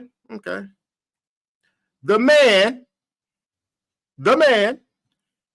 has to survive and protect the family from a Navy SEAL strike, from a nuclear bomb, from invaders, alien invaders, and the local jack boys. The man has to physically die for you. Just all you did was cook a meal now. All you're doing is sacrificing a meal. It's a meal prep time. But the man has to fight off Navy SEALs who can hold their breath underwater for 12 minutes straight. You wouldn't even see him coming. He's up under the plumbing septic tank. He's coming through the septic tank. So I just want to know, I want y'all to see the severity of what men go through in comparison to a woman. We keep putting sex on the table. Sex is even. That's null and void. It cancels each other out. You don't get to goddamn have the sex and your vagina is worth more than the penis. They're equal. Go half on bills, pick up kids, shop, teach. That is very, hold on, let me show. That's very creative, Miss Daniels. Go half on bills, pick up the kids, shop, teach, clean. Can you tell me any one of those that is in anywhere near survival of 12 Navy SEALs coming to terminate the subjects? I just want to know, I'm telling you now, as a man, I would trade out cleaning, shopping, teaching for a Armageddon with Navy SEALs any day. I promise you. Because I have to die and you still gonna go to Pookie and get fucked. So that's a shitty deal to me. But I know it hurts y'all women. I know y'all don't want to hear it. So I'm not through though. It's more. 1% of the country, men, make over $500K. So all that dreaming about being rich and you're an entrepreneur and all that, please. I promote financial advice, but the chances are slim. It's not all millionaires like you think floating around, guys and ladies, guys and gals. If 1% of 12, 20 billion people, do you know how many? You don't have too much of a chance. You're more likely to crash in an airplane. And that don't happen often. So 10% is at 100K. So it ain't many making 100. We know we can't, we got to count in the trap stars and all that and dog breeders that hold the money, but they can't even use the money. If they LLCs and S Corps or C Corps ain't structural right, they can't even make over a $9,000, $9,999 purchase without the ass going to goddamn Leavenworth, Colorado prison, federal. Do you not understand this shit? But let me keep going. Because sometimes I don't think women even know what money means and what it stands for. You're asking people to spend $2,500 on a date when they only could make $100 if they're 10% of the people. 51% of Black men are single and childless. That statistic is there because every man is not no fine heartthrob, gang spitting, dick slanging ass dude. We got a lot of regular guys who don't have any ways to attract women. That's 51% of men because you won't give him a time of the day because he's not riding on Twinkies. He's not riding with the stars in his roof in a Maybach. Y'all average women online trying to sell products, trying to solicit, trying to go on OnlyFans. You're worth zero. You're not worth shit. That's the point. Why would people keep investing? You're not worth shit. The reality is a motherfucker. You're naked for $25. And you think your grandmother's was a slave, but you're a boss because you're naked as hell for $25. Content. Right. One more thing. In the 1960s, a strong point. Average height of men, 5'10". Average weight of men, 165. Wonder why. Average height of females, 5'4". Average weight, 1960s, 125. What changed? The average now is damn near 225. And you're saying you're fine. If you don't like it, somebody else don't like it. I'm just big and full. I don't care. This your name. Here Rasputia. I need a rich nigga. Look how stupid I look. That's how stupid y'all look. That's the point. Come on, man. The gig is up, ladies. Tell everybody you need a man before this power outage hits, and then governments close down. Then Section 8 vouchers are no longer any good. Food stamp cards are terminated. What do you do now? What do you do when the police squad kicks back and says they're through with things? They're not doing anything because it's over. It's a purge. What happened to that $1 million TV you got, that 91-inch that you got in the room in your single apartment with your Cane Corso and Poodle? Cane Corso out of here. You over. You can't do nothing. No protection. When the grid tears down or whatever they planning, you're gonna need those men. And are they gonna forgive you? That's the $1 million question. I rest. All right. So the jury has been weighing in this whole time. While we're waiting on the jury to deliberate, hold on 1 second. Apparently, wait, hold on 1 second. I'm getting something from the judge here. Apparently, the judge was swayed by this closing thoughts here, and apparently it looks like she's going to rule in favor of Mr. Samuels. It doesn't matter what case I presented. It doesn't matter what facts I showed. It doesn't matter how many times I showed that this brother was negative, and I promised myself I would not get emotional, and I'm not going to get emotional, but I would just like to say that this trial has been brought to you by Southern Fusion Bistro. But I would just like to say, Your Honor, I feel like this is a misappropriation of justice. I have done more than enough to prove my case tonight. But I already promised I was not going to get emotional. Hey.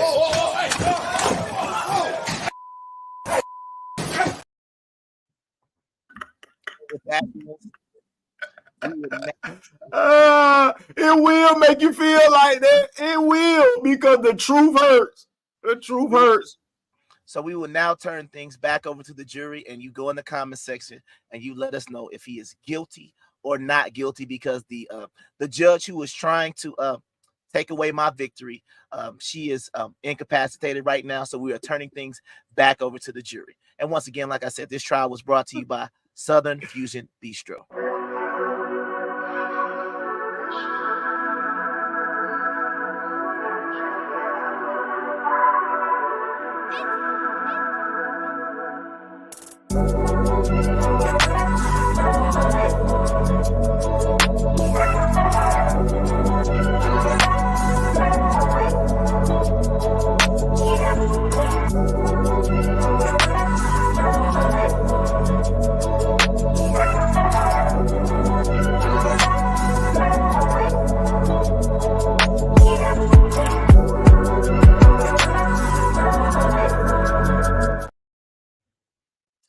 Noah's so we're Ark back. Road. That's amazing. That's amazing. That's a real blessing. Noah's Ark Road. Yes, indeed. Absolutely. So, like I said, y'all need to go make sure y'all support them. Like I said, you can get that through DoorDash. You can get that through Uber Eats. You can get it on the website, or you can give them a call. They're normally open between, I believe, like the breakfast hours to around 4 or 5 o'clock in the evening. Now, the trial is over with, and it's time for me to save everybody some time in their weekly. So what I do is I review movies, and this is the segment that I like to call Pause and Rewind.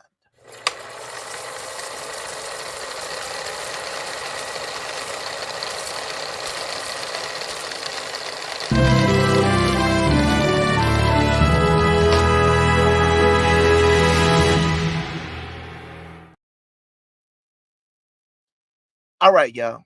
We are here today to talk about Culprits. Okay. Culprits is on Hulu. And at first glance, I said to myself, man, this is going to be a great show. It kind of brought back Ocean 11 vibes. It was about a man who used to be a criminal, and he was responsible for a big heist. You know, it's one of those heist things. And I was like, okay, he did a big heist, and after that heist, he wanted to settle down, have a family, I guess, and kind of put that life behind him. But as these movies and series tend to do, his past started to catch up with him. So as I was watching this, I saw, if you notice in the credits, he was riding the car with 2 young children. I was like, okay, I can dig it. Then he got home, and he had a husband. And I was like, wait a minute, pause. Why does this man have a husband? And where did these kids come from? So normally I would have just cut the show off right there, but I was like, you know what? I got to give the people an accurate review. So I will subject myself to this just so I can maybe save the people about 9 to 10 hours of life. So as I kept watching the movie, I said, well, the series, I said, maybe they're going to not lean into these things so much. I said, maybe it's just one little part, maybe but every single episode, they kept wanting you to care about this relationship. They would even involve the kids. Kids would ask questions like, do you really love my daddy? And I'm sitting there like, do you really love my daddy? Oh, once again, I'm not trying to, it was a hard watch. There was certain dialogue that was terrible. His fiance in the movie said, I wasn't straight enough for my wife, and I guess I'm not gay enough for you. And the brother's response was, no, you're definitely gay for me. And I'm like, who wrote this nonsense? It was some of the dumbest plot points, some of the most ridiculous things that was going on. So, spoiler alert, because like I said, I'm gonna save you 10 hours of time. This man literally killed women, men, like he was basically eating a peanut butter and jelly sandwich. At least 50 people. And now the powers that be have now found his family. They're now threatening to kill his family. But the guy makes a deal with him. He said, if you will kill one more person, I will let your family live. Now, they tried to make you care about this relationship. They've had the kids ask ridiculous questions during the series. And he says, no, I'm not a killer. I'm not a killer. And I'm like, but you killed 50 people, and they just said they would kill your family if you don't kill one more person. And the one more person he had to kill was the person who actually betrayed him or did. It's one of those kind of plot points where they tried to have a nice little twist. But as they were going through this movie, and as they were going through, this is just, like I said, bad writing. They have these actors and they have these plot points that they want you to care about. And as much as they want to push it, I just couldn't care about it, because when the main villain was like, I'm going to take your family out, I was just like, well, don't hurt the kids. So maybe if you don't hurt the kids, I don't have to watch it anymore.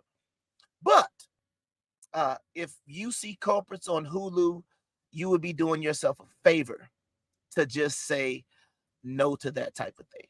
So as my brother comes back, do you have any questions about Culprits or anything? Have you watched it? Do you have any commentary on just maybe some of the agendas that I spoke about? What are your thoughts?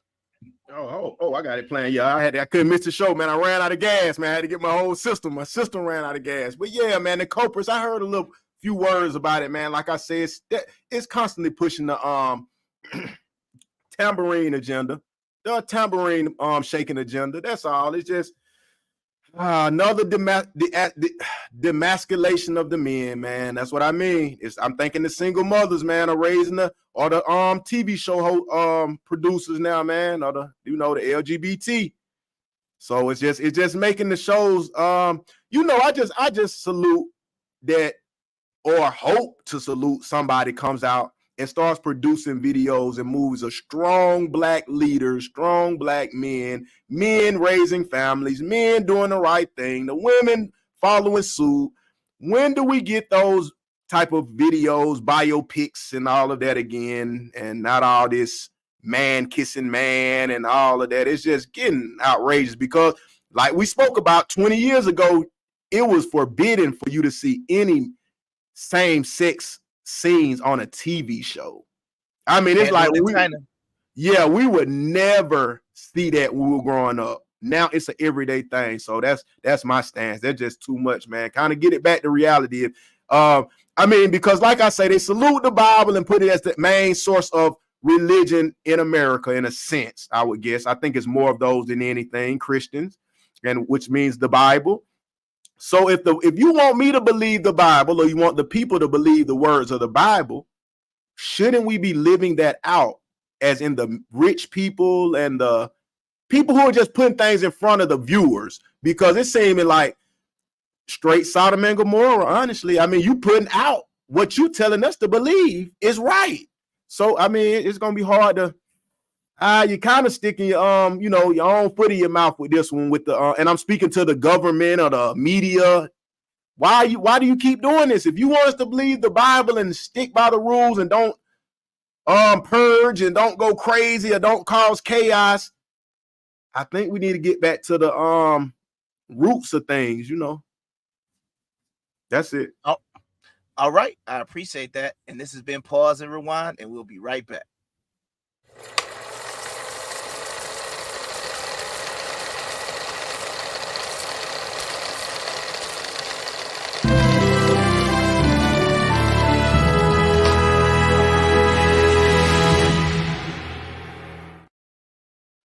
All right, and we're back.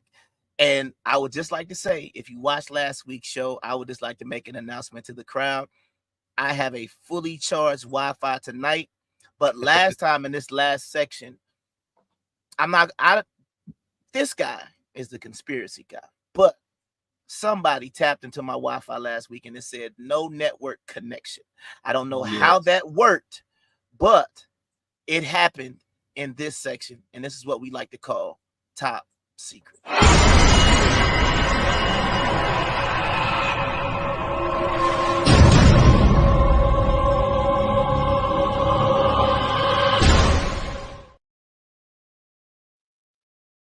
Okay.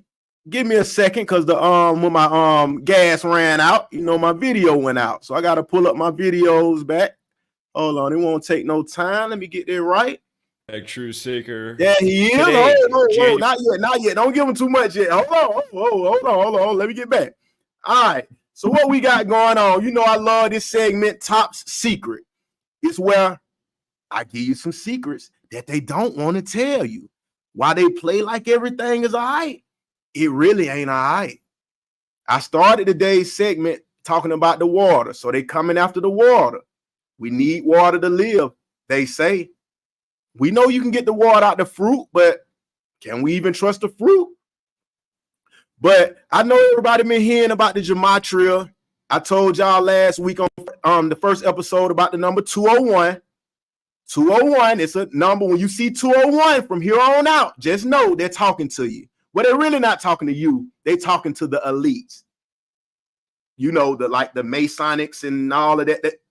Yeah, you know, cool with the psalm and all, but it's a symbolism. They're showing you symbols and numbers to make you understand what is what. They're talking through the numbers because they know the sheep or the sleep. You know, see how close it is. Sheep, sleep, same shit. When they talking to them, they know you're not gonna look at it. You're gonna look at, oh, that's Jocelyn and Krishan Rock. You don't know nothing about what the 201s and all that. They showing you numbers. The reckless, she had a reckless endangerment accident. You know, come on, you gotta count the numbers up. We'll get into all that, but let me get to the source of things. We had some of y'all watch sports and stuff, I know, and we had some situation with these Golden State Warriors to the point they stopped the game. They postponed the whole game. Let's kind of just get into that and I'll come back. Remember, 201, every time it's always about 201, but it's other numbers. So let's talk about a few of them. 113. We'll start 113 today.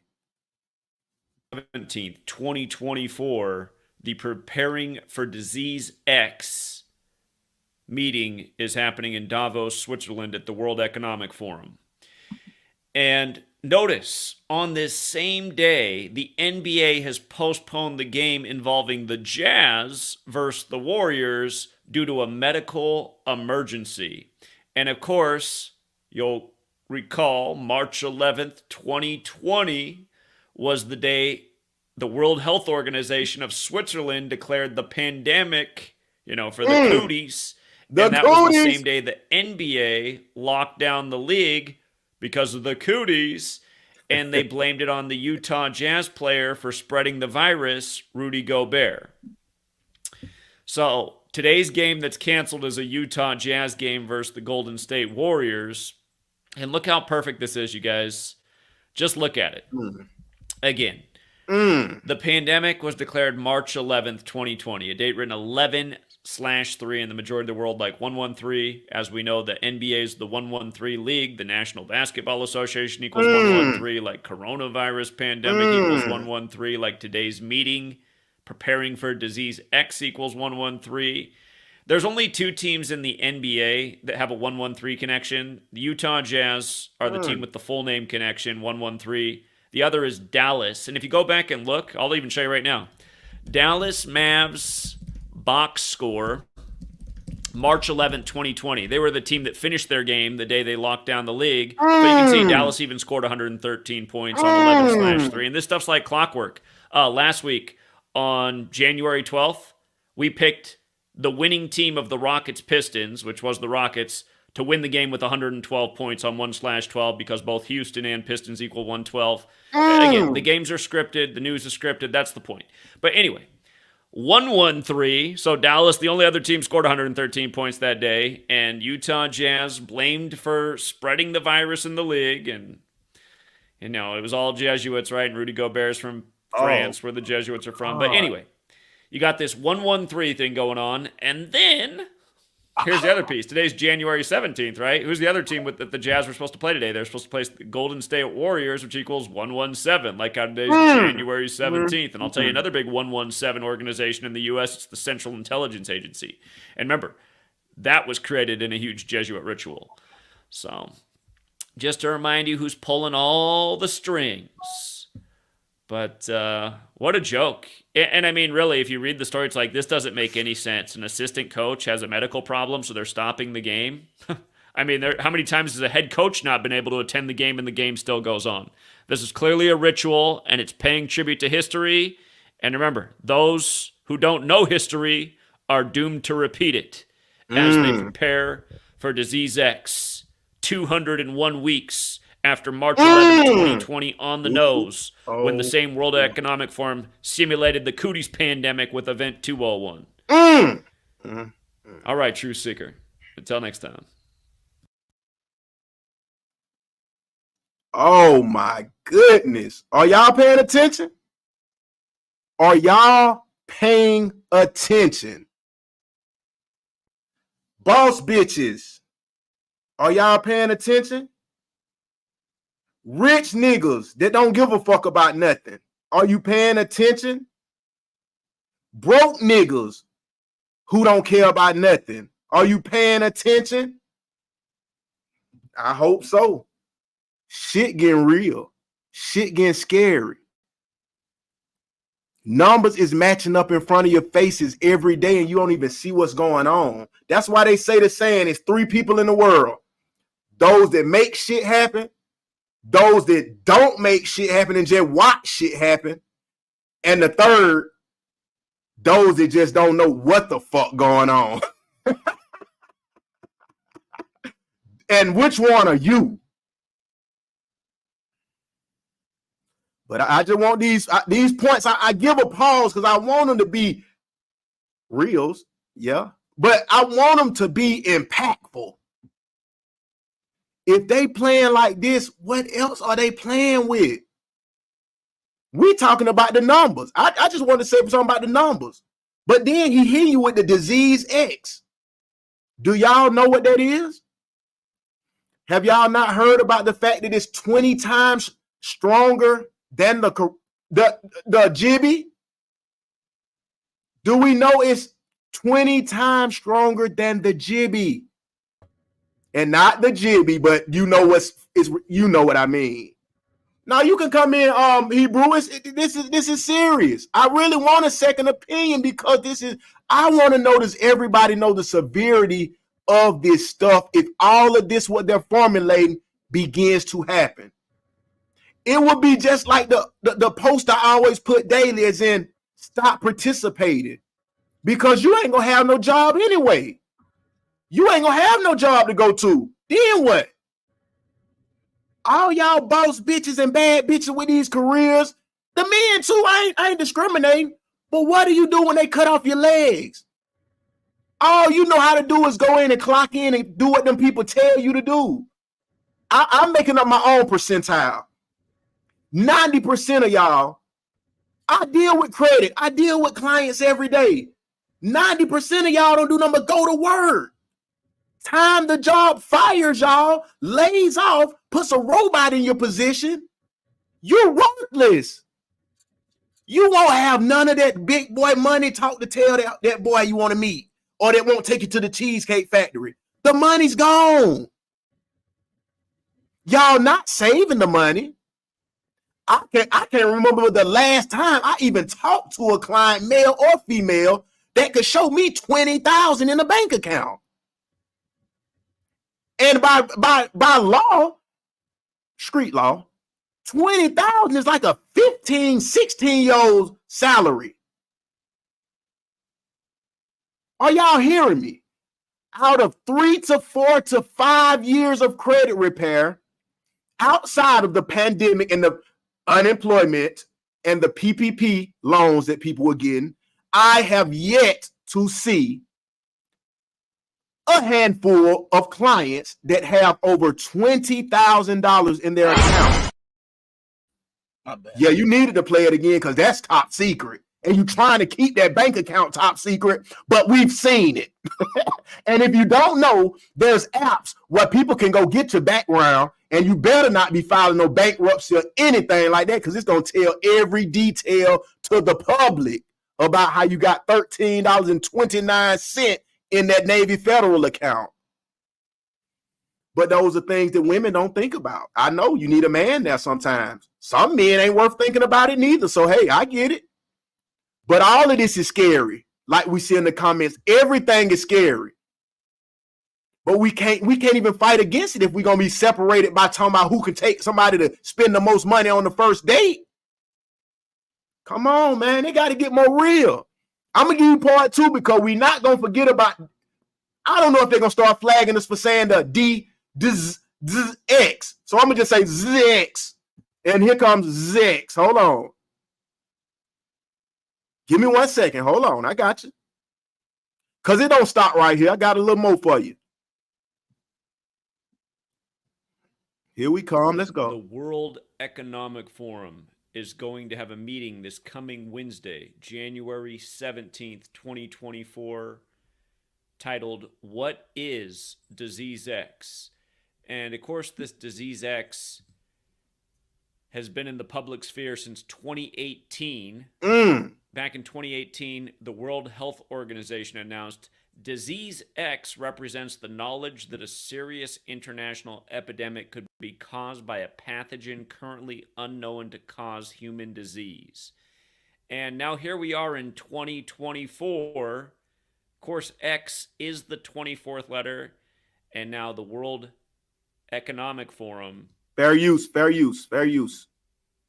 Trying to identify what this disease X could be. So we'll find out this coming Wednesday what the result of this meeting is. But here's what's really interesting about the date they're having it. Recall the World Economic Forum, the Johns Hopkins, the Bill and Melinda Gates Foundation, the CDC of China and the U.S., and a number of banking and pharmaceutical conglomerates. They had the Event 201 coronavirus pandemic simulation October 18th, 2019, the same day the military World Games began in Wuhan, China, 1 month before the outbreak in Wuhan. Then the pandemic was declared not that much later, March 11th, 2020. Well, notice from March 11th, 2020, when the coronavirus pandemic was declared, to this meeting, again by the World Economic Forum, coming this Wednesday, January 17, 2024, it's exactly 201 weeks later. 201. And the name of the meeting this time is called Preparing for Disease X, which equals 311. A lot like the date March 11th. There's a mathematical connection with 201 and 311. The number 201 is the number 311 in base 8 counting. Base 8's important with computer programmers, and of course Bill Gates has been a part of these meetings and is a member of the World Economic Forum. And again, in the rhetoric for Disease X, they're saying they expect it to be 20 times deadlier than COVID-19. So I don't know where they come up with these numbers in light of it being an unknown pathogen, but they think this thing's coming and it's going to be 20 times worse. So go figure, though. Go figure. It's 201 weeks later. And for people who forget, in Gematria, the Jesuit order equals 201. Klaus Schwab, who leads the World Economic Forum, is a Jesuit. William Henry Gates equals 201. That's Bill Gates. He's no longer married to Melinda, but he was when the pandemic began and when the simulation took place, Event 201. And again, Melinda's from a family of Jesuit priests and has the same birthday as the Jesuit order, August 15th. Of course, Anthony Fauci was the face of the pandemic, Jesuit educated at Holy Cross. Cuomo, who became the governor of America, Jesuit educated at Fordham, just like Donald Trump, who was the president. Gavin Newsom, the first governor to lock down his state, Jesuit educated at University of Santa Clara, so on and so forth. But it's the latest 201. Leave it there for now, Truth Seeker. Till next time. Isn't it strange that this number is connecting over and over and over again, and most people didn't even have a clue about this till we opened up this podcast? That's insane. The team numbers adding up. This adding up to the weeks left. This adding up to the date. Does this seem like a coincidence over and over again, people? Because every episode I'm gonna have multiple 201s and 113s, and I'm gonna have a lot of them. So if you don't believe, you will soon. I promise you that. What do you think, Kung Fu Hebrew? What is this to you? Just maybe because you don't study this daily or whatever. I don't know. What does this sound like to you? It sounds like, I mean, it's a lot of I believe everything is a lot of patterns that I believe it points out. You understand? So when I keep hearing the numbers come up with the different things, like I said, I'm not into the gematria stuff. I know that it is related to the Kabbalah and things like that, but you know, it is based on, like I said, it's basically the Hebrew number system. So I do know a little bit about it. Right. But once again, getting into all of these things, the scores, the different things that they have going on, I find it, I would say at the very least, it's interesting to see all the coincidences. Whether, I mean, but once again, this is my point, right? Yeah. whether or not I believe in something, or whether or not I believe that it's real or that it's just a coincidence, it doesn't matter. If these things are happening and they're connected based on the numbers or based on what people are trying to make happen, I mean, it deserves a look. Yeah, it deserves a look. Like I said on my other podcast, based on if it's prophetic, however you want to look at it. Last time I checked, you can't stop a prophecy. So if these things are numerical in order, and that is the basis for it, and it keeps adding up, or it keeps doing, once again, if in the middle of June we are talking about DMX or whatever we're gonna call it, so then they don't be trying to take the channel away. Yeah, the DM. Yeah. You see what I'm saying? If we're talking about that in June, then I would say the people that's been watching the show will be like, I know some people's like, dang, but that sounds crazy. But then if we get in June and all of a sudden this other stuff is going down, I mean, I don't know how you could try to disprove it at that point. So that's my thought on it. That's true. I like that. That's true. You gotta goddamn look at the obvious. But yeah, it's been a great episode of Top Secret.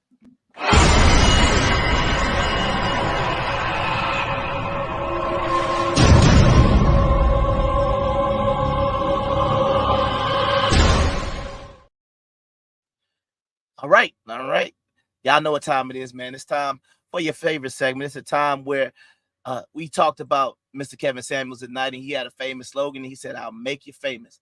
So the next segment is one of everybody's favorite, Facebook famous.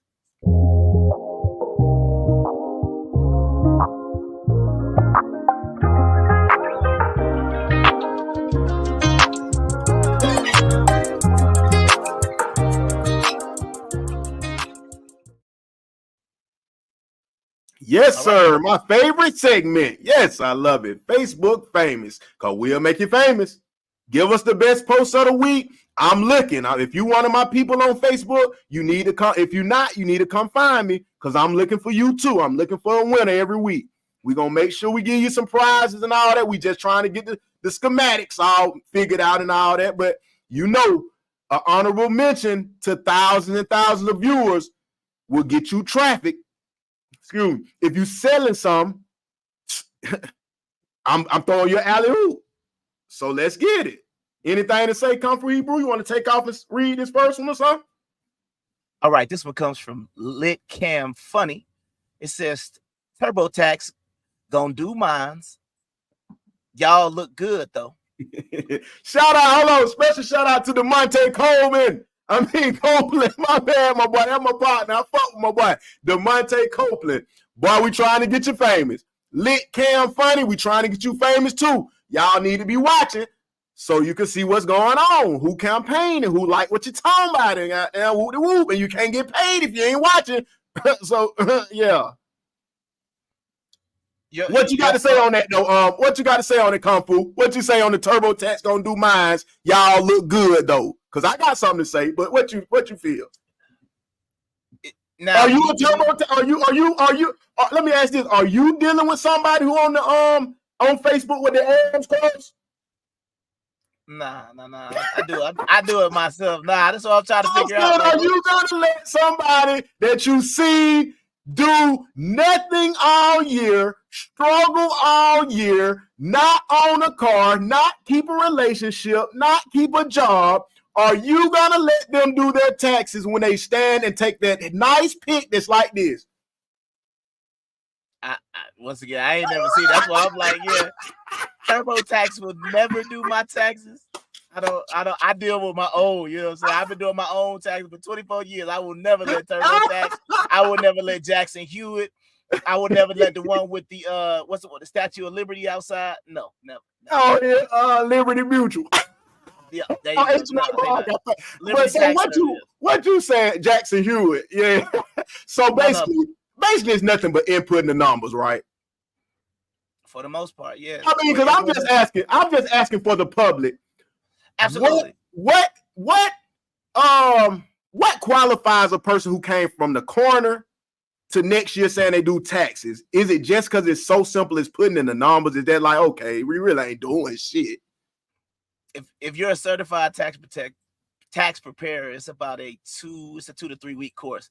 So that's it. So the people who only do taxes once during the beginning, and I always say, if you can make enough money in tax season to last you the whole year, I don't know what type of taxes or what you're doing to those. It just don't sit right to me, because like, what are you gonna charge? I mean, like, what range? If H&R Block is saying, I don't even know. I don't do too much of that. I'm on the corporate end, so I don't even look there no more. But what I was saying is that, so what is it? What is a person what are they planning on making? I have no idea. I don't know if they get a commission. I don't know if they get a percentage. $50 per client or something? Was it 25? I don't know. I mean, I have no idea what they're getting through that. But once again, you have to understand it's like, the way I look at it is, it's, even though I think we overlook it, if you think about a place like Six Flags, it's ran by seasonal employees, right? Yeah. So we get on these rides and things like that, and we're just like, oh yeah, it's gonna be safe. We're gonna make it out of here, because nothing happens at these amusement parks. But then we say, oh, let me hire a seasonal tax professional to do this, and it's like, there's something skeptical about that. So yeah, I'm good on the seasonal tax professional. Yeah, thank you, DeMonte. They do look good, but not good enough. No doubt. On to the next. I'll knock him out. Okay, there you go. You got it. My boy, Tank Hefner Sr. I don't know how you're a senior, you're in your 30s, but I'm fucking with you. Early 30s, and you're the senior? Who gets to say who's the senior? That's what I want to know. Do you know that? I guess he had a junior. That's what I'm going to say. If he don't have no kids, then I'm long as you make something your junior, you could. Shit, I should have got there. You could have been 14, and then you had a Bird Junior. Shit. Okay, yeah, I never knew that. Yeah, I know a lot of shit, but I ain't know that. Hold on, Tank Hefner Senior, Dado Bando, that's a daddy. Dado Bando, that's what's happening, boy. Facebook famous today. If nobody didn't know you, they know you now. You want to read this one here, my boy? I got you. This is coming from Dado Bando. It says, if karma's so real, why white people still having a good time? That's a damn good question. That's a damn good question. The karma only hit blacks? Is that what we? Nah. Damn, Dado Bando. I don't know about this one, Dado Bando. What are you trying to say right now? Yeah. Are you trying to say that karma, not that it's not real, not that it doesn't exist? Are you trying to say that some way, somehow, that are you saying that white people still having a good time? Are you saying that they should have some bad karma coming their way? Is that what you're saying? I mean, where do we start? Where do we start? We can go back to the 1960s. We can go back to the 1800s. It's a valid question though, because if we complaining about them in power, which is really the Jays, but if they're kind of considered that, I guess, racially, I don't know either. But no comment. Yeah, so my thing is that are they having a good time? Now, let me explain something. This is one of my biggest points, right? Because if you believe karma is real, I can go around the world. I can go, if you want to get into Kemet and you want to talk about Ma'at, and we want to talk about balance, yin and yang, all these different cultures have something called balance. Yes. If white people are still having a good time, then you know what that tells me? It tells me that maybe they ain't the people that you think is responsible for what's going on. We might need. Can we repeat that? Let's get a hit that one more time, please, sir. If you believe in karma, if you believe in practicing ma'at, if you believe in balance, yin and yang, and all these different things, and you say, well, dang, it look like white people are having a good time. It look like they living their life. It look like they get married. It look like they are having the American dream. Then you might want to ask yourself, maybe, just maybe they had nothing to do with what was going on. And maybe it was a group, because you got to think about it. It might have been about 110 people who wrote the Constitution. How many people were in America at that time? 5, 6, 7 million. So once again, we want to blame, even if we look at the people and you say, well, they did what was inside the law. And one thing I always question, and this is to prove it, if I'm lying, if slavery became legal tomorrow and they said you could own as many white people as possible, you don't have to buy them, you don't have to pay them, you don't have to do anything. You can build your businesses on the backs of the white people. Yes. Are you trying to say, oh no, I couldn't? No. Would you have an amazing heart? You see what I'm saying? So I think a lot of times you got to understand that's what the law does. The law encourages. That's the reason why, if you go back 20 years when marijuana was illegal all across the country, everybody looked at it different. Now that you got these states that legalize, you go to your dispensary. Now being a drug dealer doesn't look like The Wire anymore. It looks like Whole Foods. You walk in, good afternoon, sir. Would you like some bubble? Would you like some bubble gum kush? Let me tell you. You like the bubble cushy? You see what I'm saying? Let me show you this amazing. Let me show you this amazing marijuana that we have. And it's because when laws change, mindsets change, and people change. So I think a lot of times as Black people, once again, we do understand that we were not given a fair shake in this country. However, you have to remember, and I'll give you one quick example. On my mother's side, my family name goes back to Germany, which would have been the Vonderbergs. But even in America, when those German immigrants got off the boat and they came through Ellis Island, they said, what's your last name? Vonderberg. Sound like Thunderbird to me. So now you're Thunderbergs. You're no longer. So they even took away their identities. If you go back and you look at what was going on, you love reading things like Godfather in Harlem, Bumpy Johnson, Dutch Schultz. You had the Italian mafia. You had the Amish mafia. You had the Dutch mafia, the Negroes, right? All of these people were not seen as equal in society to the white American. But then you have to ask yourself what happened, because you used to be Italian, you used to be Irish, you used to be Dutch, you used to be German. Then all of a sudden, everybody adopted white and Black and moved on. So before you're too quick to, like I said, you want to condemn a whole race of people who had nothing to do with it. Because once again, you even, like I said, I mean, we get on the Karens all day, but they couldn't vote the same way we could till the 1900s. So what are we really talking about? So at a certain point, you have to be able to put it on who was. Did white people across Europe vote for that Pope to make that papal bull in, I believe, 1458 that said everybody below a certain line was a slave? No, he did that on his own. Nobody was voting. Nobody decided. When you look at slavery, how many slave ships are we talking about? 30, 50? You understand what I'm saying? Now you say 0. I'm not going there tonight. But not tonight. We definitely not going there tonight. We definitely not going there. We'll ride with the slavery train for the night, because we'll be back with y'all with that. That's gonna be another top secret. But that's just what I'm saying.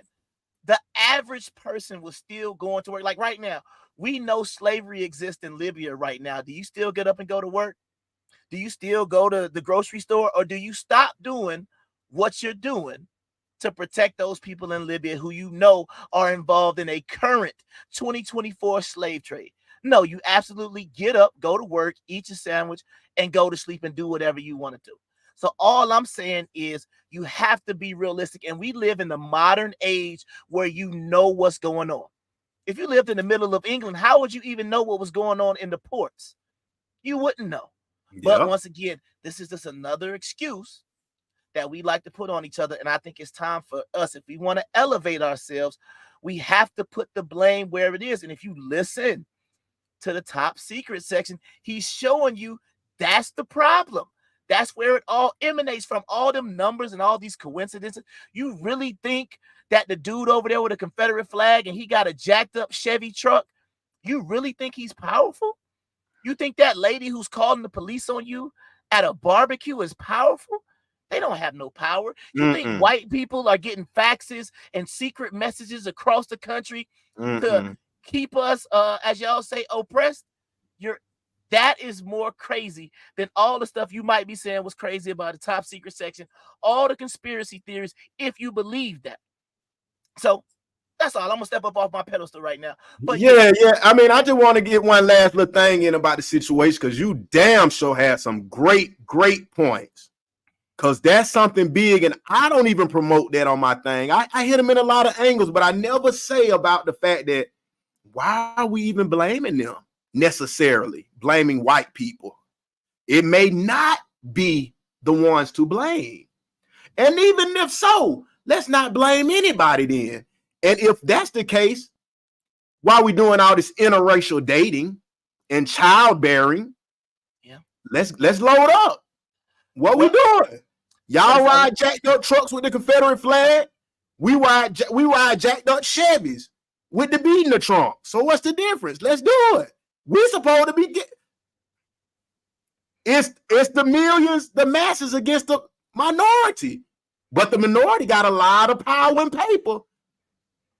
But the thing is, let's not be so specific in trying to make it a race thing, because it go into the gender war.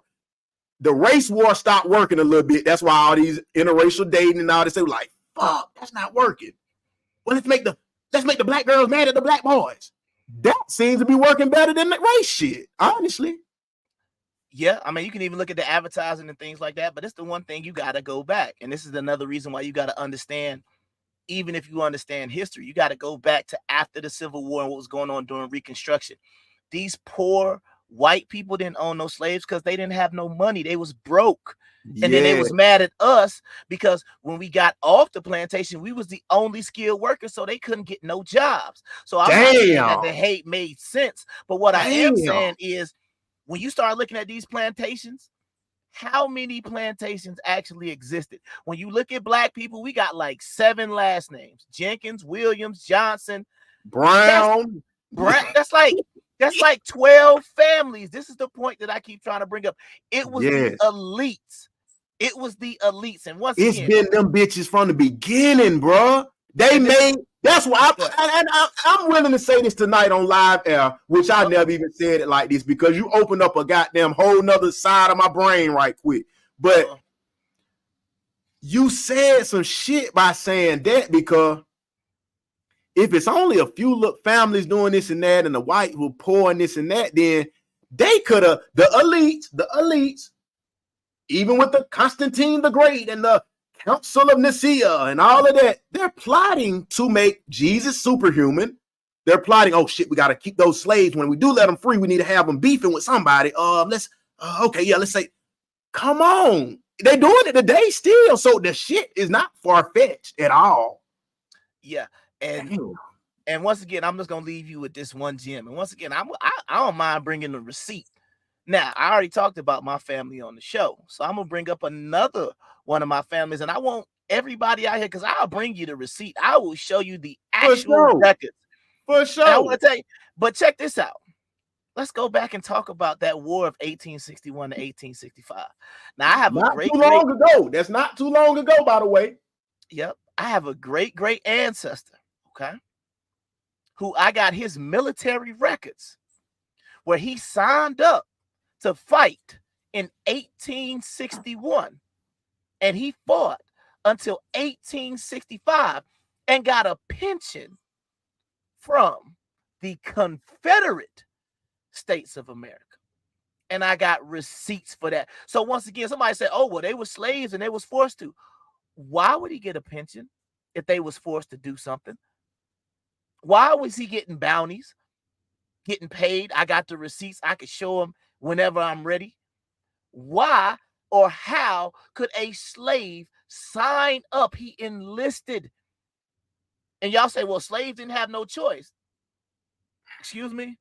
He enlisted, y'all. That it's a difference. You got to understand. If slaves didn't have no choice, they would have just took us straight off the plantation and You know what? I hate to cut you off for a second, man. But god damn, you saying some gems for real.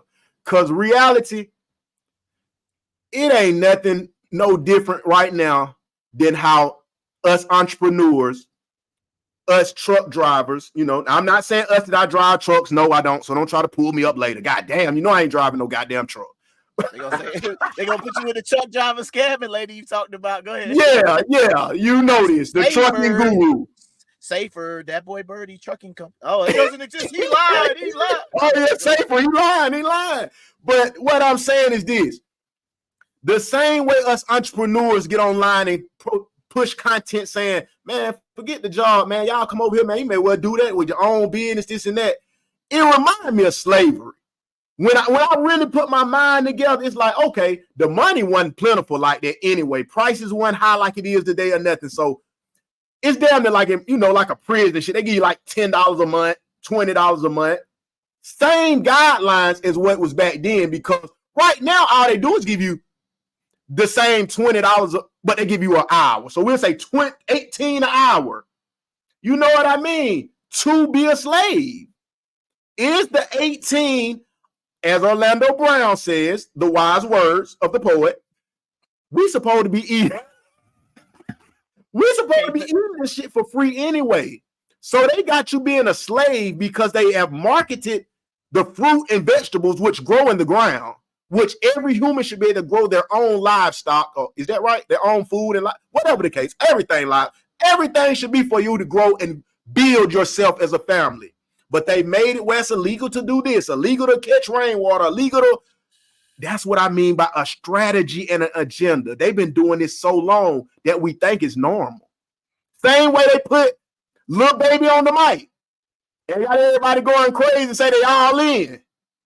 The same way they said Martin Luther King had a dream. And that's something you need to think about. Yeah, because we just celebrated his birthday in the last week. But like I told my sister, I think it's insane that and you can go look this up for yourself, that you took that man out, but then you gave him a holiday. But moving right along. This is from Supreme. Not Supreme like a pizza, but Supreme Joyner. Okay, that's that. Well, I just say somebody had the name Supreme, because if that's spelling, that's that text spelling. But that's another one of them Joyner. That's another one of them plantation names. Stop letting your Yep, there you go. Stop. I ain't never met a white Joyner in my life. But anyway. My bad before you read it. Supreme Joyner, we got to give you the same love. Supreme Joyner, you need to start watching the show. Somebody need to tell Supreme Joyner that them boys is owning the worst podcast. Them boy, that boy in Kung Fu, them boys on his line. If you want to get a check, he want to holler at the big boys, pull up on us next week. Let us know you in the comment section. And woo, you know you might be the one to get that check. But we... Huh? The worst.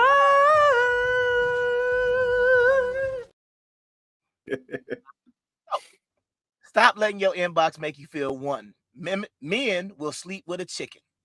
Amen. That's the first part. Do you got something to come in with, or do you want me to kick out what you got going with? I made this point one time because as they say, matriculated through college, I actually did a actual live study on cheating, infidelity, and things like that. So I actually got to go out, take surveys, random surveys. So I actually got to see how prevalent infidelity was, cheating, if you took a random survey. And basically what I found out is, based on my research, my personal research that I did, about 90% of men will cheat.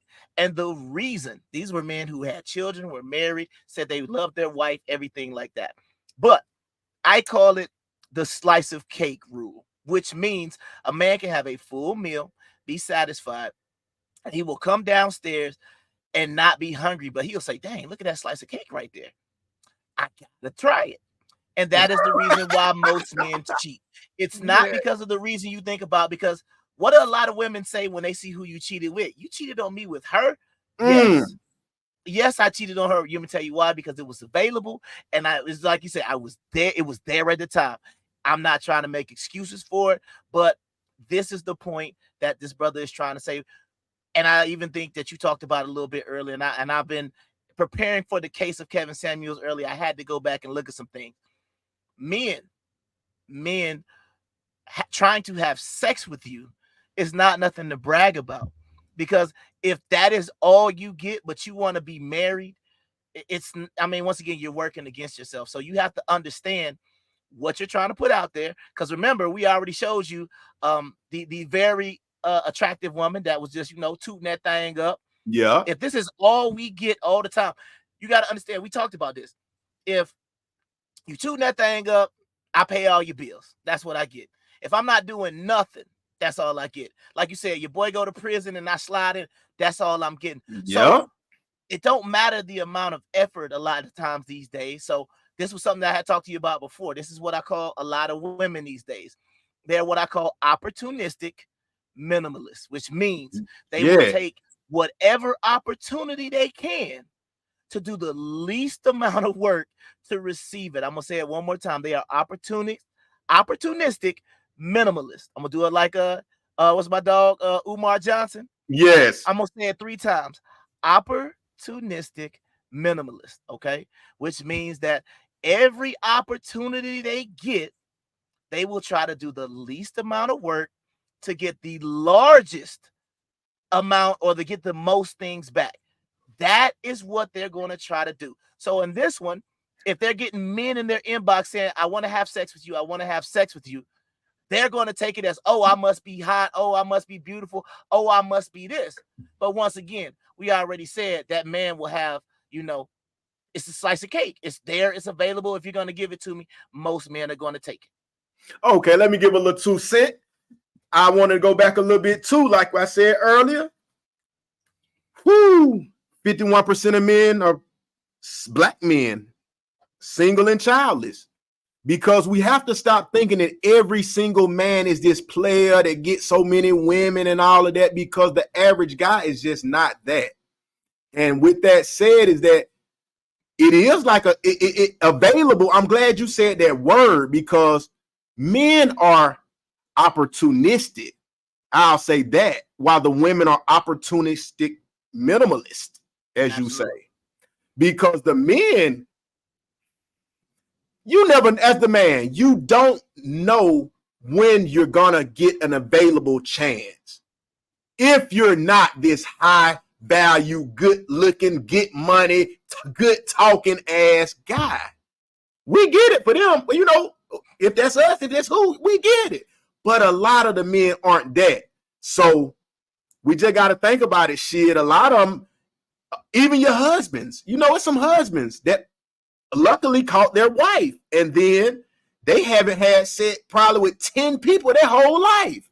So what happened when a nice little tender, even if she ain't that nice, is just throwing it at the man?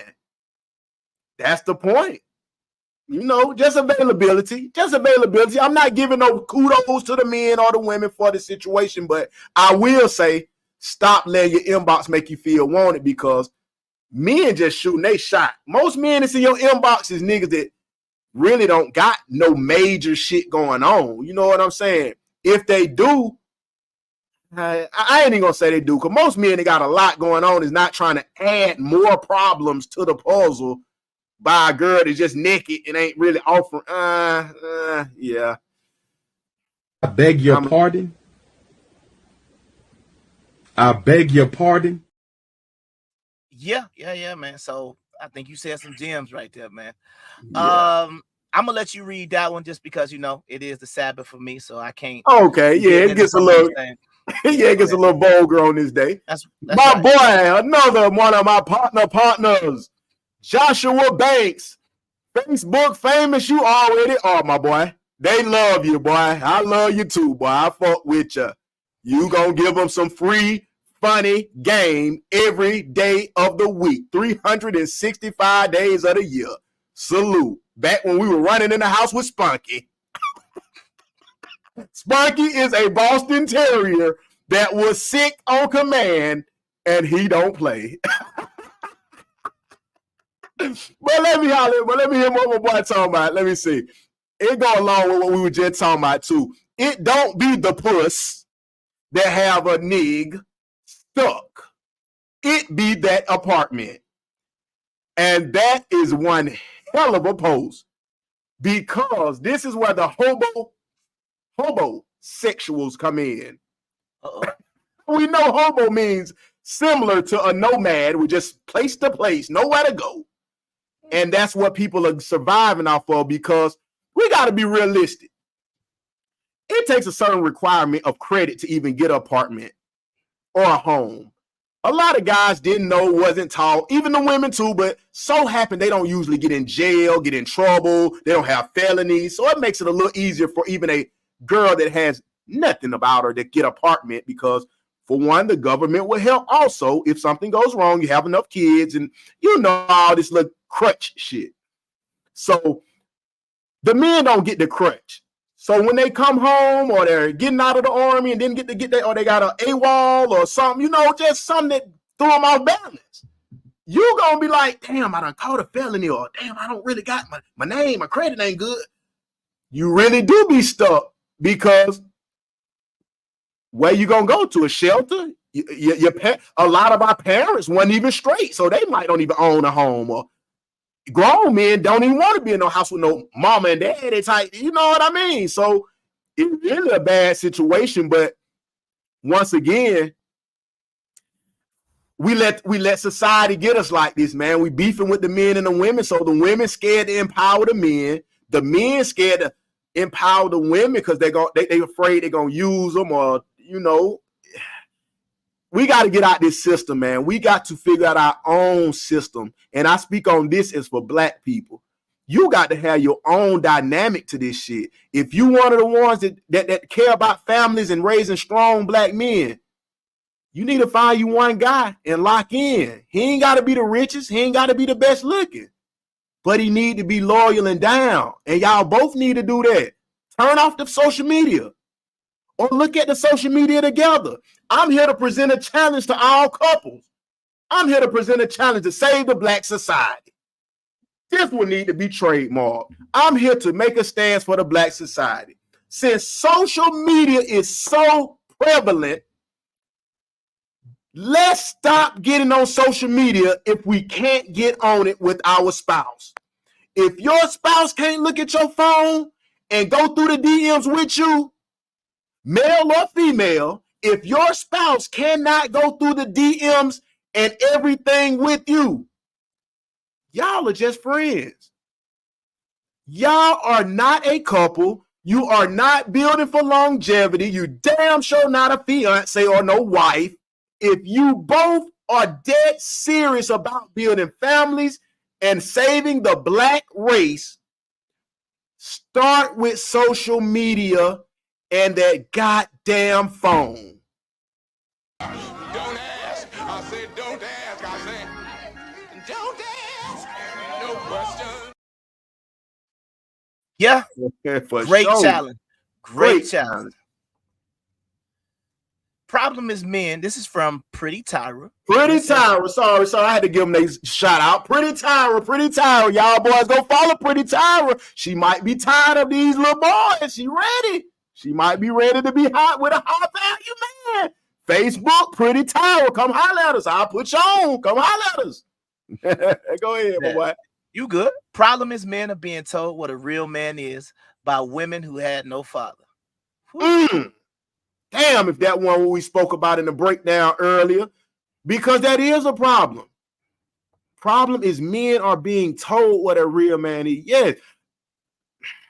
The women had no example. The women have had a lot of times. If a woman has had a great example and she's trying to give a guy that didn't have an example some pointers, then I can agree with that. Because it's some women that had a house full of brothers and a man and a dad and an uncle that was there really giving them game. AKA like a W.O.R.S.E, you know. Shout out W.O.R.S.E from Florida and shit, do the same kind of red pill campaign. But that's the thing. It's the women that have no experience. They're raised by a single mother, never had a real man in their life, never had a daddy, never had this. And you telling the men to pedestalize you and act what you've seen on a movie. The reality is this: let the men be men. But it's hard to do that from, as we spoke earlier about the women running the men off, or vice versa. If you're not making a household, how is the woman going to teach this little guy to be a man? That's the question we really got to get serious about, ladies. How you gonna do it? And I want to ask you this. I'm saying, because I ain't want. It's just so much on my mind about it. I'm just thinking, like, how is that gonna work though? If it's a whole nation of ladies who have been dogged out, been just steadily having kids, stripping for the pay college, just doing random shit because the women usually don't have no logic, which I wish you did. I'm not bashing you, but we know women operate off emotion, men operate off logic, supposedly. How is the nation gonna strive or thrive if it's women trying to teach men to be men? Yeah, man. First of all, pretty Tyra. God bless you. God bless you. God bless you. Get that. I think it's very simple because, like I said, if you look at underneath right here, right, call the grandmaster of logic because we have to move in a logical way. If men are being told by women who had no example how to be a real man, that's like somebody who doesn't cook being in the kitchen telling you how to. Oh, no, you making that wrong. You making that wrong. Makes no sense. It makes no sense. So I think it's a very good post because it's very simple in what they're saying, but it's very powerful what they're saying. Yes. Saying if you don't have the example, how would you even know what a real man is? Your concept of a real man was never formulated on a real person. You can watch him on TV. You can watch him in the music industry. You can watch him on a movie and say, oh, that's a real man. The real man makes $2, $3, $4, $5 million a year, and he takes his wife all around the world. That's not a real man. It's not realistic. That's not real life. So I think what we need to do is basically have a foundation and some substance of what we want to say. See, like if I grew up in a 2-parent household, I can tell you this is what this was like. Doesn't mean that it's going to be the similar across the board, but at least I can say, when I get married or when I form my family, I want to repeat what I have because I don't know some of the things that my friends would talk about.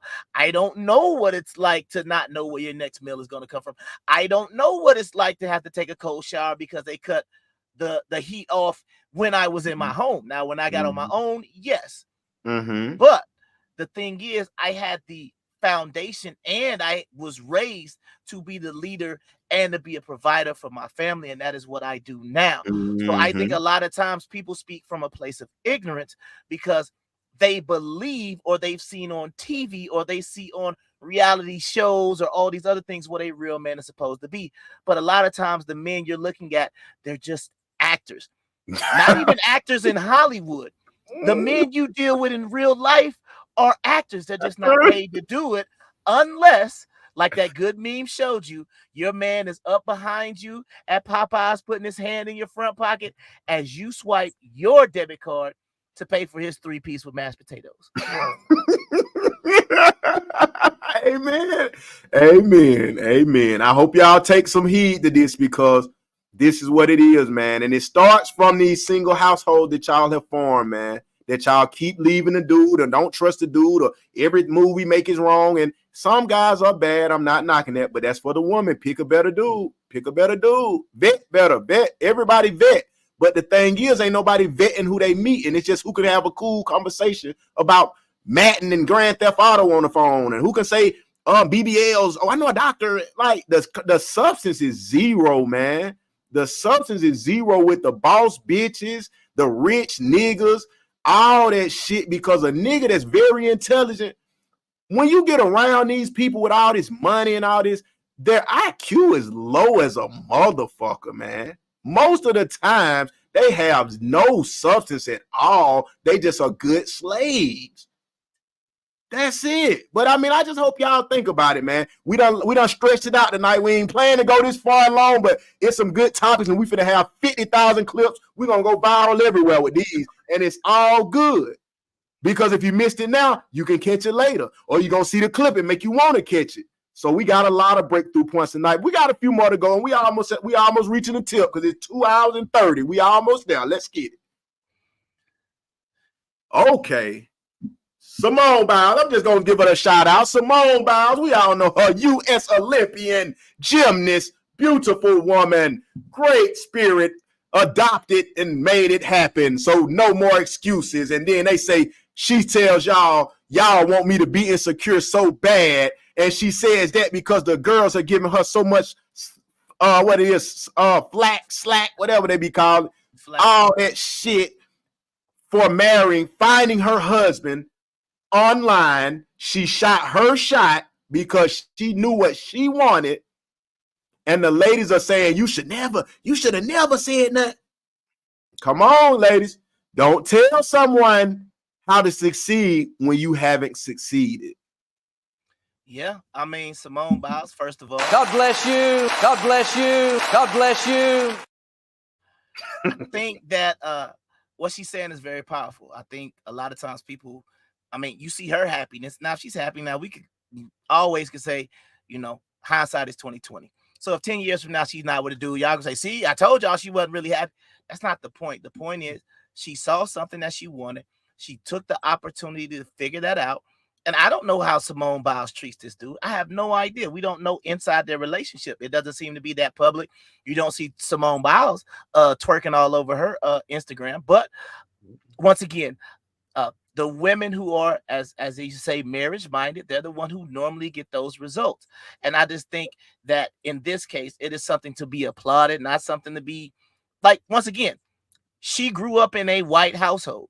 Yes. And she married a black man. Y'all should salute her on that instead of trying to look for a way for her to be unhappy. She grew up that way, and she got her an NFL player. Yes. Now, once again, that's the other question. Are you on a Simone Biles level? I would probably say probably not. More than likely. No. I mean, don't leave out this. She was a big name, and I don't know her pay, but I'm saying she's an Olympian medal winning person, and she still went in a man's inbox on the app Raya, where the celebrities date, where if you got that big money, rich people, big boss bitches, try to get on Raya app. See, can you get accepted? That's gonna let you know if you're a big boy or not. But I didn't want to just skip to that. But what I'm saying is that if she wasn't too good to shoot her shot, why would you be too good and you don't got shit? No, I mean, I think that, but that goes back to this catering society that we have. A lot of women are screaming equality, but they want equality in the manner and the form that they want equality. Right. It's like, if you want to shoot your shot, shoot your shot. Like, you shouldn't feel like, oh, I'm just gonna wait for the man to. We probably not even studying you. You understand what I'm saying? Yeah. Like, if you shoot your shot, maybe somebody be like, oh, dang, I ain't even really. Once again, it is the piece of cake mentality. However, that piece of cake can turn into a full meal and happily ever after. But the problem is a lot of women are sitting around waiting on men who are not checking for them, not looking for them, or even probably thinking you won't be interested in them no way. So right, and that's a valid point, because like you said, a lot of time men looking at y'all, looking at certain one of y'all and shit, but if your whole campaign, nigga watching your Facebook, Instagram and shit, when you lurking, you're lurking. Yeah. Oh, you on there? Oh, I don't need no man. Huh? I ain't studying. I ain't nigga. You better say something to me in my inbox, nigga. Oh, all these thirsty niggas in my nigga. I'm like, oh, that bitch whack as a mother. That bitch country as a motherfucker, man. Absolutely. This bitch ain't on nothing. Her mindset wrong and everything. More or less, if you were simply saying, yes, I'm looking for the right guys. I don't want anyone.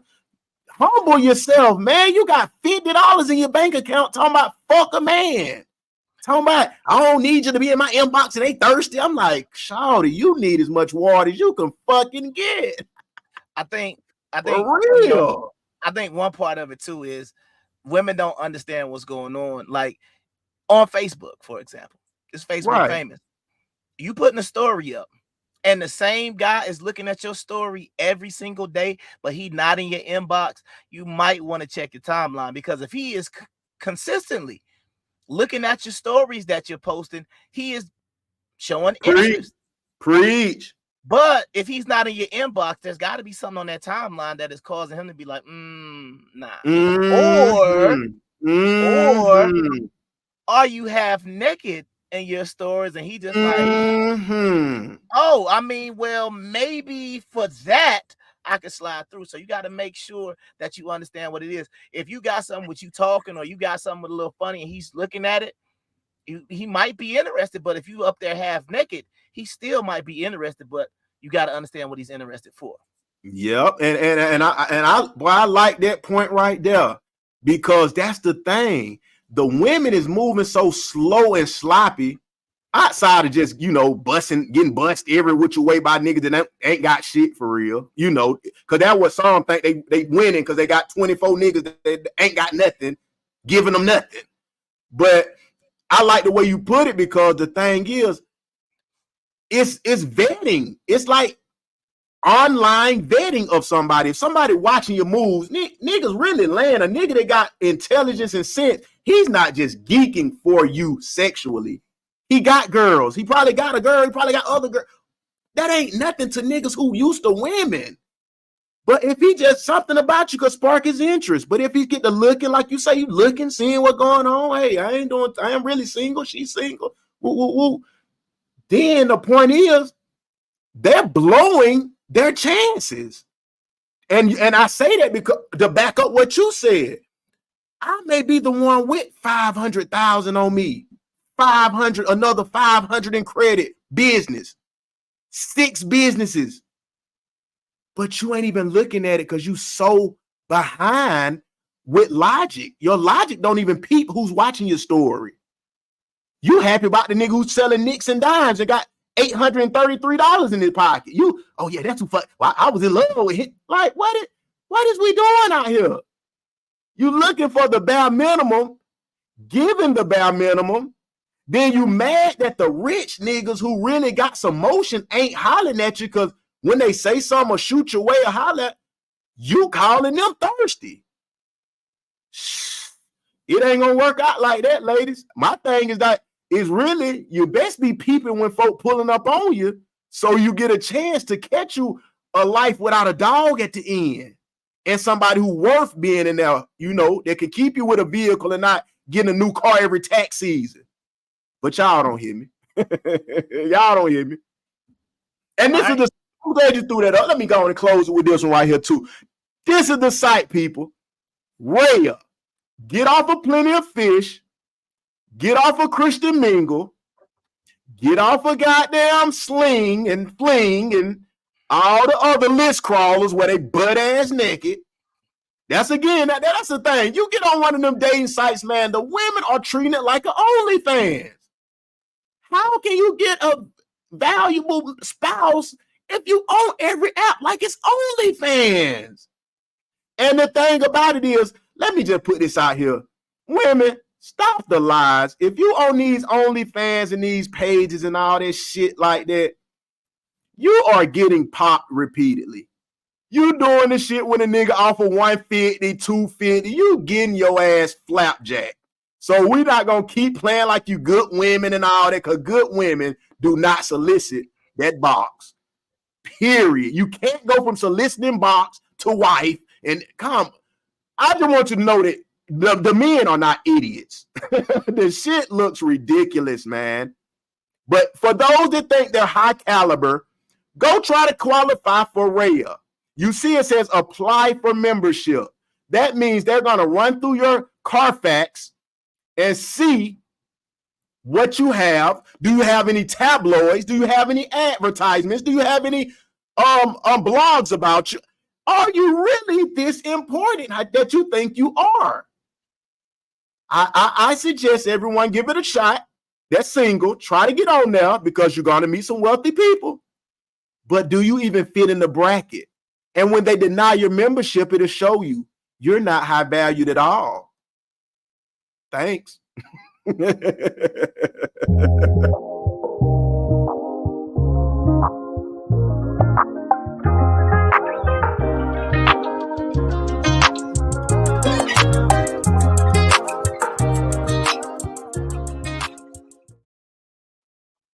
All right. Let me go put us back center here real quick. Yes, sir. All right. It's time to go to a segment that we got to get some updates from last week. So Y'all know what time it is, man. It's time for the weekend is coming up. It's time to try to put a little bit of money in your pocket. So now it is time to go to Trillionaire Sports Pick. Hey,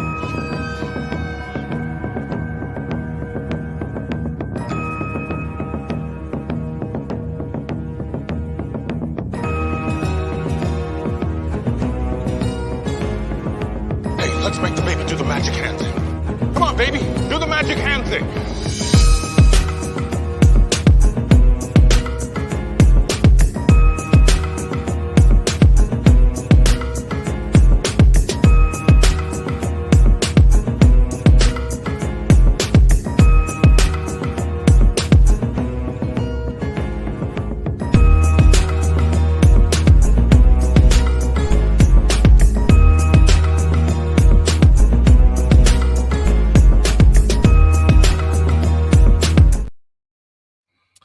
All right. I believe last week, sir, you had gave out a pick. How did that pick do, and what was the result? What you got for this week? I gave out last week the NC State Wolfpack college sports, and that was on a what? I gave Saturday. it out Friday, and it was Friday. Saturday morning. Yeah, it was At Saturday noon. morning games. It was NC State -7, but you know how we do. We always gotta buy a 1.5 or buy a point with anything. That's common sense. You're gonna give it to me. Let me buy it. So it made it 6. It turned the 7 into a 6.5. We told them to buy a 1.5, so the 7 would have been -5.5. Let's say that. And the score, we have it here. We have the score here. Oh, you can't even see it. 89-83, NC State. Good money. I hope y'all put that in, man. I said put $1,000 on it, man. That would have made you $2,000, man. Come on, man. Let's stop being lazy, man. I just gave y'all $1,000 in one day. Come on, man. But as for the picks today, what we got tomorrow? I think I don't got nothing for y'all tomorrow. I ain't gonna give y'all nothing yet. You need to come to this. I tell you what. You see this down here. Hold on. I'm on this side. Right here. Datboi Byrdie. Hold on. Datboibyrdie.com. Go there. You can find the podcast links. You can find all credit repair links. You can find business credit links. You also can find all the sports picks that we pick every day. We have I don't even do the cheap thing anymore. We just going to the straight $100 a month. If you got $100 to spend on cigarettes, blunts, tricking, junk food, contacts, eyelashes, nails, you should be able to invest $100 to win and flip your money when I just gave you on national television $1,000 play that cashed. So, hey, the choice is yours. What you got for Hebrew? All right, I'm gonna go over mine last week. Last week I was 1-1, and if you watched that Pittsburgh game, it took a whole blizzard, and it took a late touchdown. That if you ever put any money down on the game, you know that last touchdown was some nonsense. But backdoor cover. Yeah, backdoor cover. So you know what that is. That's called a bad beat, man. But once again, I did give you a very easy win on Saturday. It was never in doubt. It wasn't even close. You could have took it money line if you want to. I gave you the underdog Texans last week, but we did lose against Pittsburgh, so I go ahead and do that. But this weekend, man, I'm looking at the Tampa Bay Bucks going up against the Detroit Lions. Detroit has to prove that they can make it to a NFC championship game. So I would tell you to take Tampa Bay money line because I don't think they're going to win, period. However, Detroit is trying to get rid of some of the skeletons in the closet, but I call the Detroit Lions the Atlanta Falcons of the NFC North. So I expect them to blow it or win with a last-minute field goal. Tampa Bay's defense looked good. Baker Mayfield did everything. He's going to be in a dome, so weather will not be a factor. Second, you have the Green Bay Packers, and you saw what they did to the Dallas Cowboys. Now they're going up against the best team in the NFC, which is going to be the San Francisco 49ers, who have been sitting at home for a while. So I'd like for them to cover this 9.5 tomorrow. Look for Jordan Love not to win the game, but they should be able to keep it close enough to cover. So tomorrow, Green Bay plus 6.5. And the Green 9.5. Yeah, my bad. Green Bay plus 9.5. and Tampa Bay plus 6.5. If you want to get fancy, you can do a 6-point teaser. Get your Tampa Bay plus 12.5 and Green Bay plus 15.5. But like I said, those are my picks, man. So yeah. Let me say something on your picks. Let me give them a little bit. Okay, I don't know if you've been seeing. Now you can pull it back. You can pull it down. You can pull it down. That's fine. I'm finna goddamn campaign for a second with it. Okay. Oh, there you go. The Mississippi pastor. Yes, sir. Hold on. We'll have to talk to you in a minute, boy. We're gonna talk to you in a minute, boy. But look, this is. Have you seen what's been going around social media? The boys predicting. I'll pull it up on you now. But they saying that they slipped and made a mistake and sent the blast to Memphis, Tennessee news that said somebody will be performing. Hold on, let me not say this completely wrong because this is a great goddamn point. Hold on, let me see. I know I got it. Let me see. All right, okay. Goddamn, hold on. All right. Well, either way it go down. I thought I had it on there. Hold on, I might have did. But anyway, so they saying that it's the Ravens and 49ers. That's what they put on the thing and said they will be performing at the Super Bowl halftime between 49ers and Baltimore. So I just want to put that out there so everybody, his spread could be good. Kung Fu Hebrew spread could be good. So don't think I'm saying that. But what I am saying is that for one, if 49ers and the Ravens make it, then it's been predicted for like 6 weeks now. And that's very much telling you that it's rigged. And they said it was a mistake. I don't know if it was a mistake to let the other teams cover or what, because there's a lot of trickery in this game. I just wanted to make that a notable, honorable mention that it has been predicted and been shown on the web as a mistake. They say to Memphis news outlets, news outlets that it will be 49ers and Ravens in the championship, Super Bowl. All right. Appreciate that, man. So like I said, once again, you got some things that you can be checking and looking for when you go back and review the show. There's some things that have been predicted that's supposed to be happening in the next couple of weeks. So just make sure you pay attention to that. And now it's time for you to go ahead, and we're not going to have to pull our Bibles out, but you can go ahead and put your feet up because we are in the home stretch right now. And it's time to go to the next segment where we like to talk to the people who have some sort of spirituality, faith, whatever you want to call it, and ask, why do we see some of these things that we see? So this is another segment that fits right along with everything that we've been talking about all night long.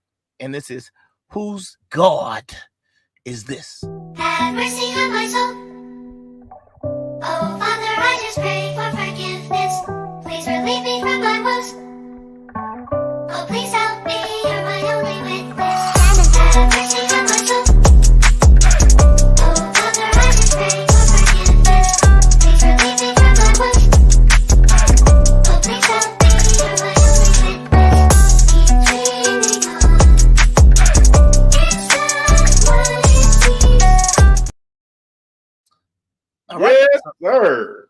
So we are talking about a Mississippi pastor who was caught in the middle of church, that he was sleeping not with just multiple members of his congregation, but he actually got a young lady pregnant. And your first thoughts when you saw this story, what was your thoughts on this? Because I always have my thoughts on this, but this is one of those situations that kind of bothers me a lot. And it's Well, go ahead. Well, I know you got something powerful you want to say about it, because I know you do salute and promote on your channel, the Kung Fu Hebrew. Y'all make sure y'all support that channel as well, Kung Fu Hebrew and Libre TV. Those are joint accounts too as well, joint channels. So, check those out too when you want to learn some religious stuff, some of the stuff you read in the Bible. And you're like, hey, wait a minute, or you're reading the Quran. Hey, we got some for that. You know what I mean? We're not just talking about money and cheating and women. We know all subjects. That's why we talk about the colleges and the military and jail. You have to go through life experiences to learn things. But to the subject, first thing I thought is this. Theology school what is the meaning of that? What is the reason for it? Because are these pastors even required to graduate theology school and stuff? I mean, classes or whatever. Is that even required anymore? Yeah, not necessarily. It's almost like getting somewhat of a business license these days. When you become, as they call it, an ordained a minister, there is a process that you go through, but it's not like you have to have a degree in theology or a degree in divinity to be a pastor. So technically anybody can be a pastor, especially with YouTube. You just can open up a channel and open up your own church on YouTube. So they're really, like, we've been talking about standards all night, and the standards for the church are also dropping as well. Yeah, and that's very upsetting, because us as black people, we know how that go. However, the Christianity was indoctrined or whatever made us do it in the I don't know. That's not for the day. Not that I don't know, it's just not for the day.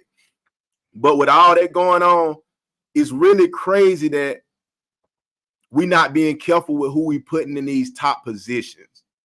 And I say that even for myself. I don't like to get on here, and I probably wouldn't even made a channel if I was an imbecile. If I was a guy with a very low IQ, if I didn't have a lot of experiences, if I didn't know about this in depth, I wouldn't be on here trying to lead the masses. And that's what's happening. We getting led by, like I told you first episode, we getting led by 22-year-old men and women on social media. This is what husbands, man, you are still somebody's little kid. You trying to give grown men advice or grown women advice. I'm watching 20-year-old girls on TikTok and I'm a relationship coach. How are you a coach and you just got out of your mom's house?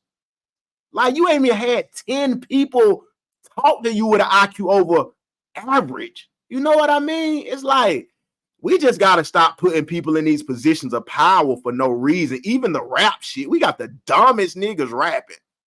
God damn, get back to the Talib Kweli's and Black Thoughts and give us something. God damn.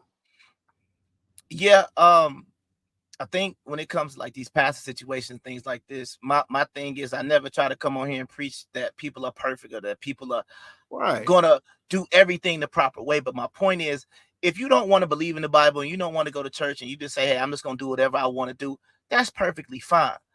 The problem is when it's people who believe in the book, people who say they're trying to live righteously, and they doing the same stuff that the people in, as we say, the world are doing. There was supposed to be a separation. There was supposed to be a difference. So when you see people in the church doing the exact same thing of the world, the book says you shall become a new creature. But you looking like you the same old creature that was doing the same old stuff, because it wasn't just a young lady that I'm about to show in a second. It was multiple people in the church. And that is another thing that I try to tell people, man. You have to be careful with spirituality, because even though, yes, I do believe in the Bible, I'm not a Christian, but I do believe in that type of stuff. You can get caught up into a cult very quickly.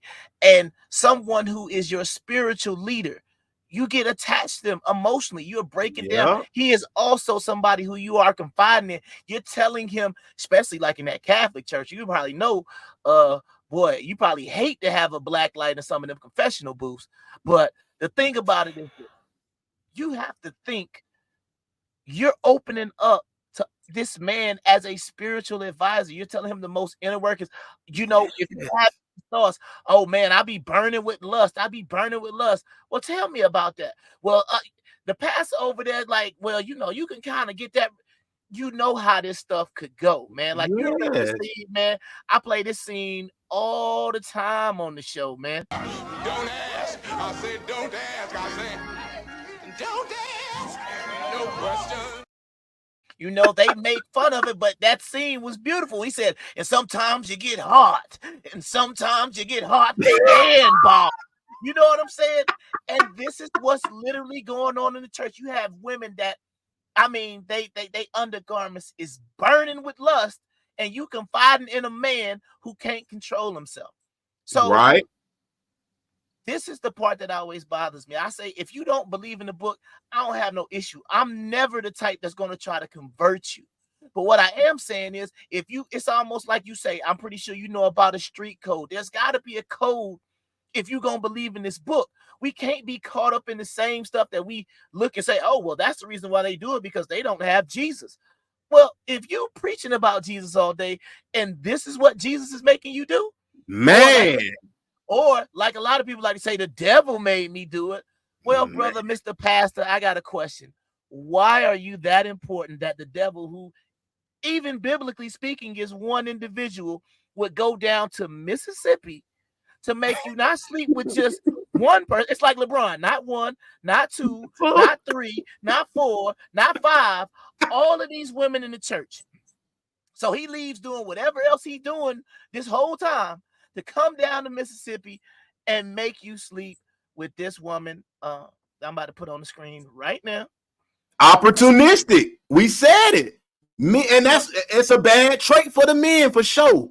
Opportunistic. You put a guy that hasn't had too many sexual encounters, you give him that power. Now he got all the pretty women in there who's single and mad at their husband for going to jail. Oh man, it's like giving goddamn.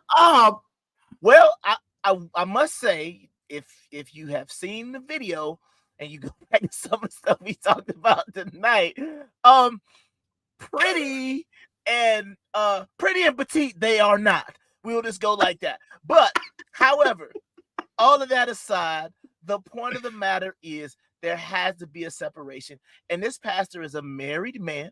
And once again, even the Mashiach himself said, no man should divorce his wife save adultery, but he's having adultery like it's a piece of cake. Literally.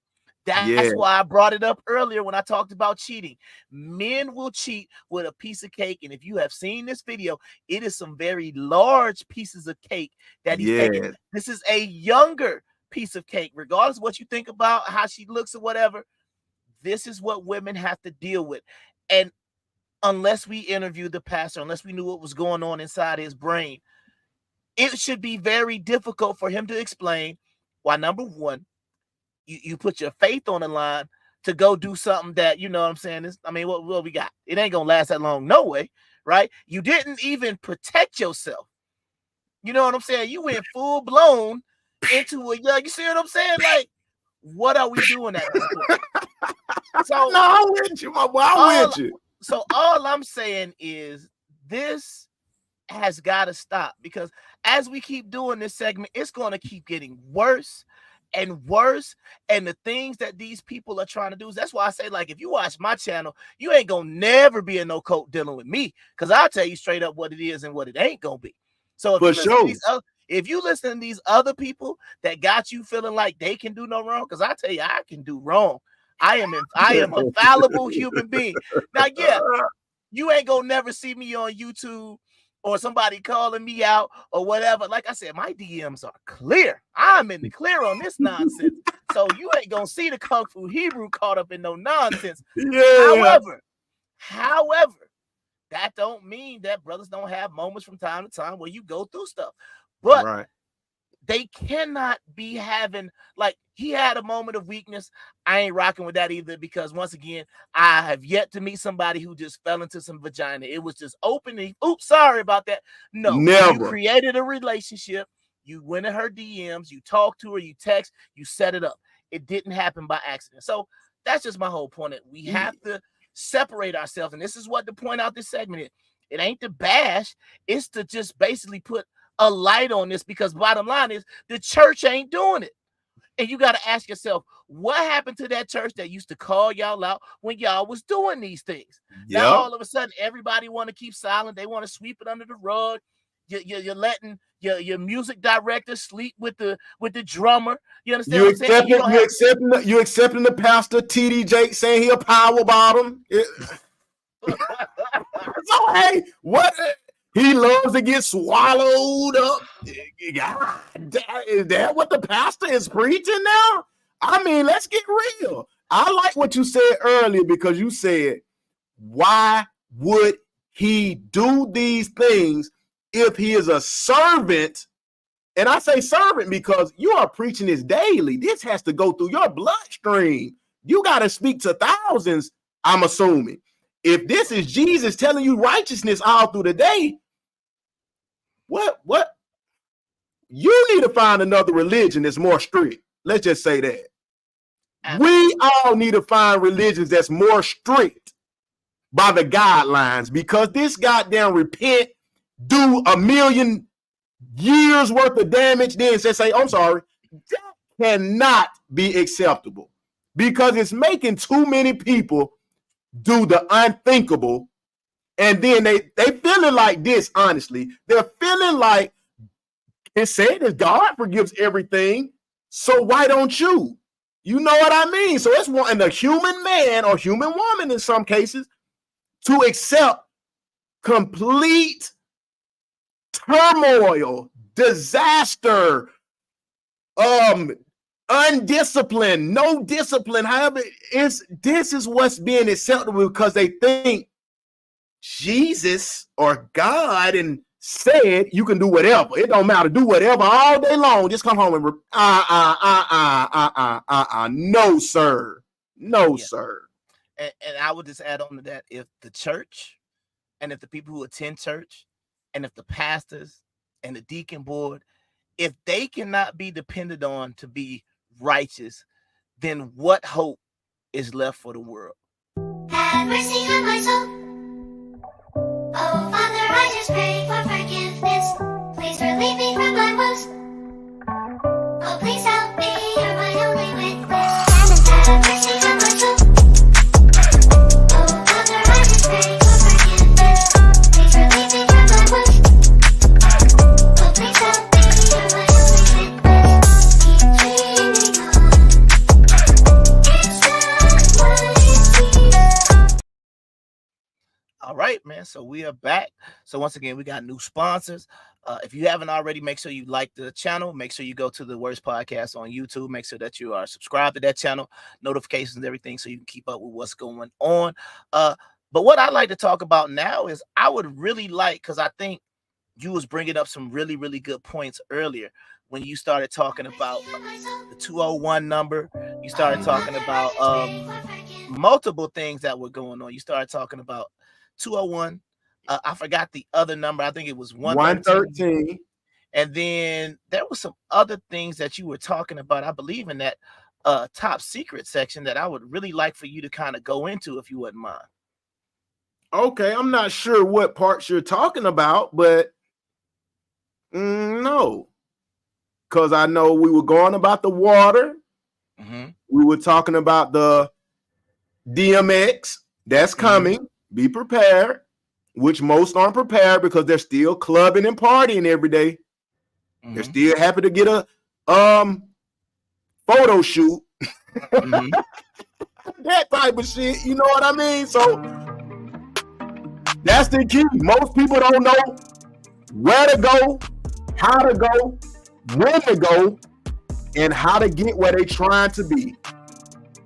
That's what I was trying to figure out this day. So when I give y'all the breakdown from now on out, I'm going to be uncut with it. I'm going to go all the way out with it. When the first person, I'm going to tell you about this time when I went to the club. I was at the club, right?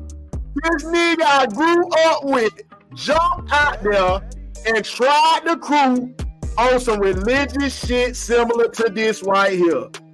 After this, he came to work.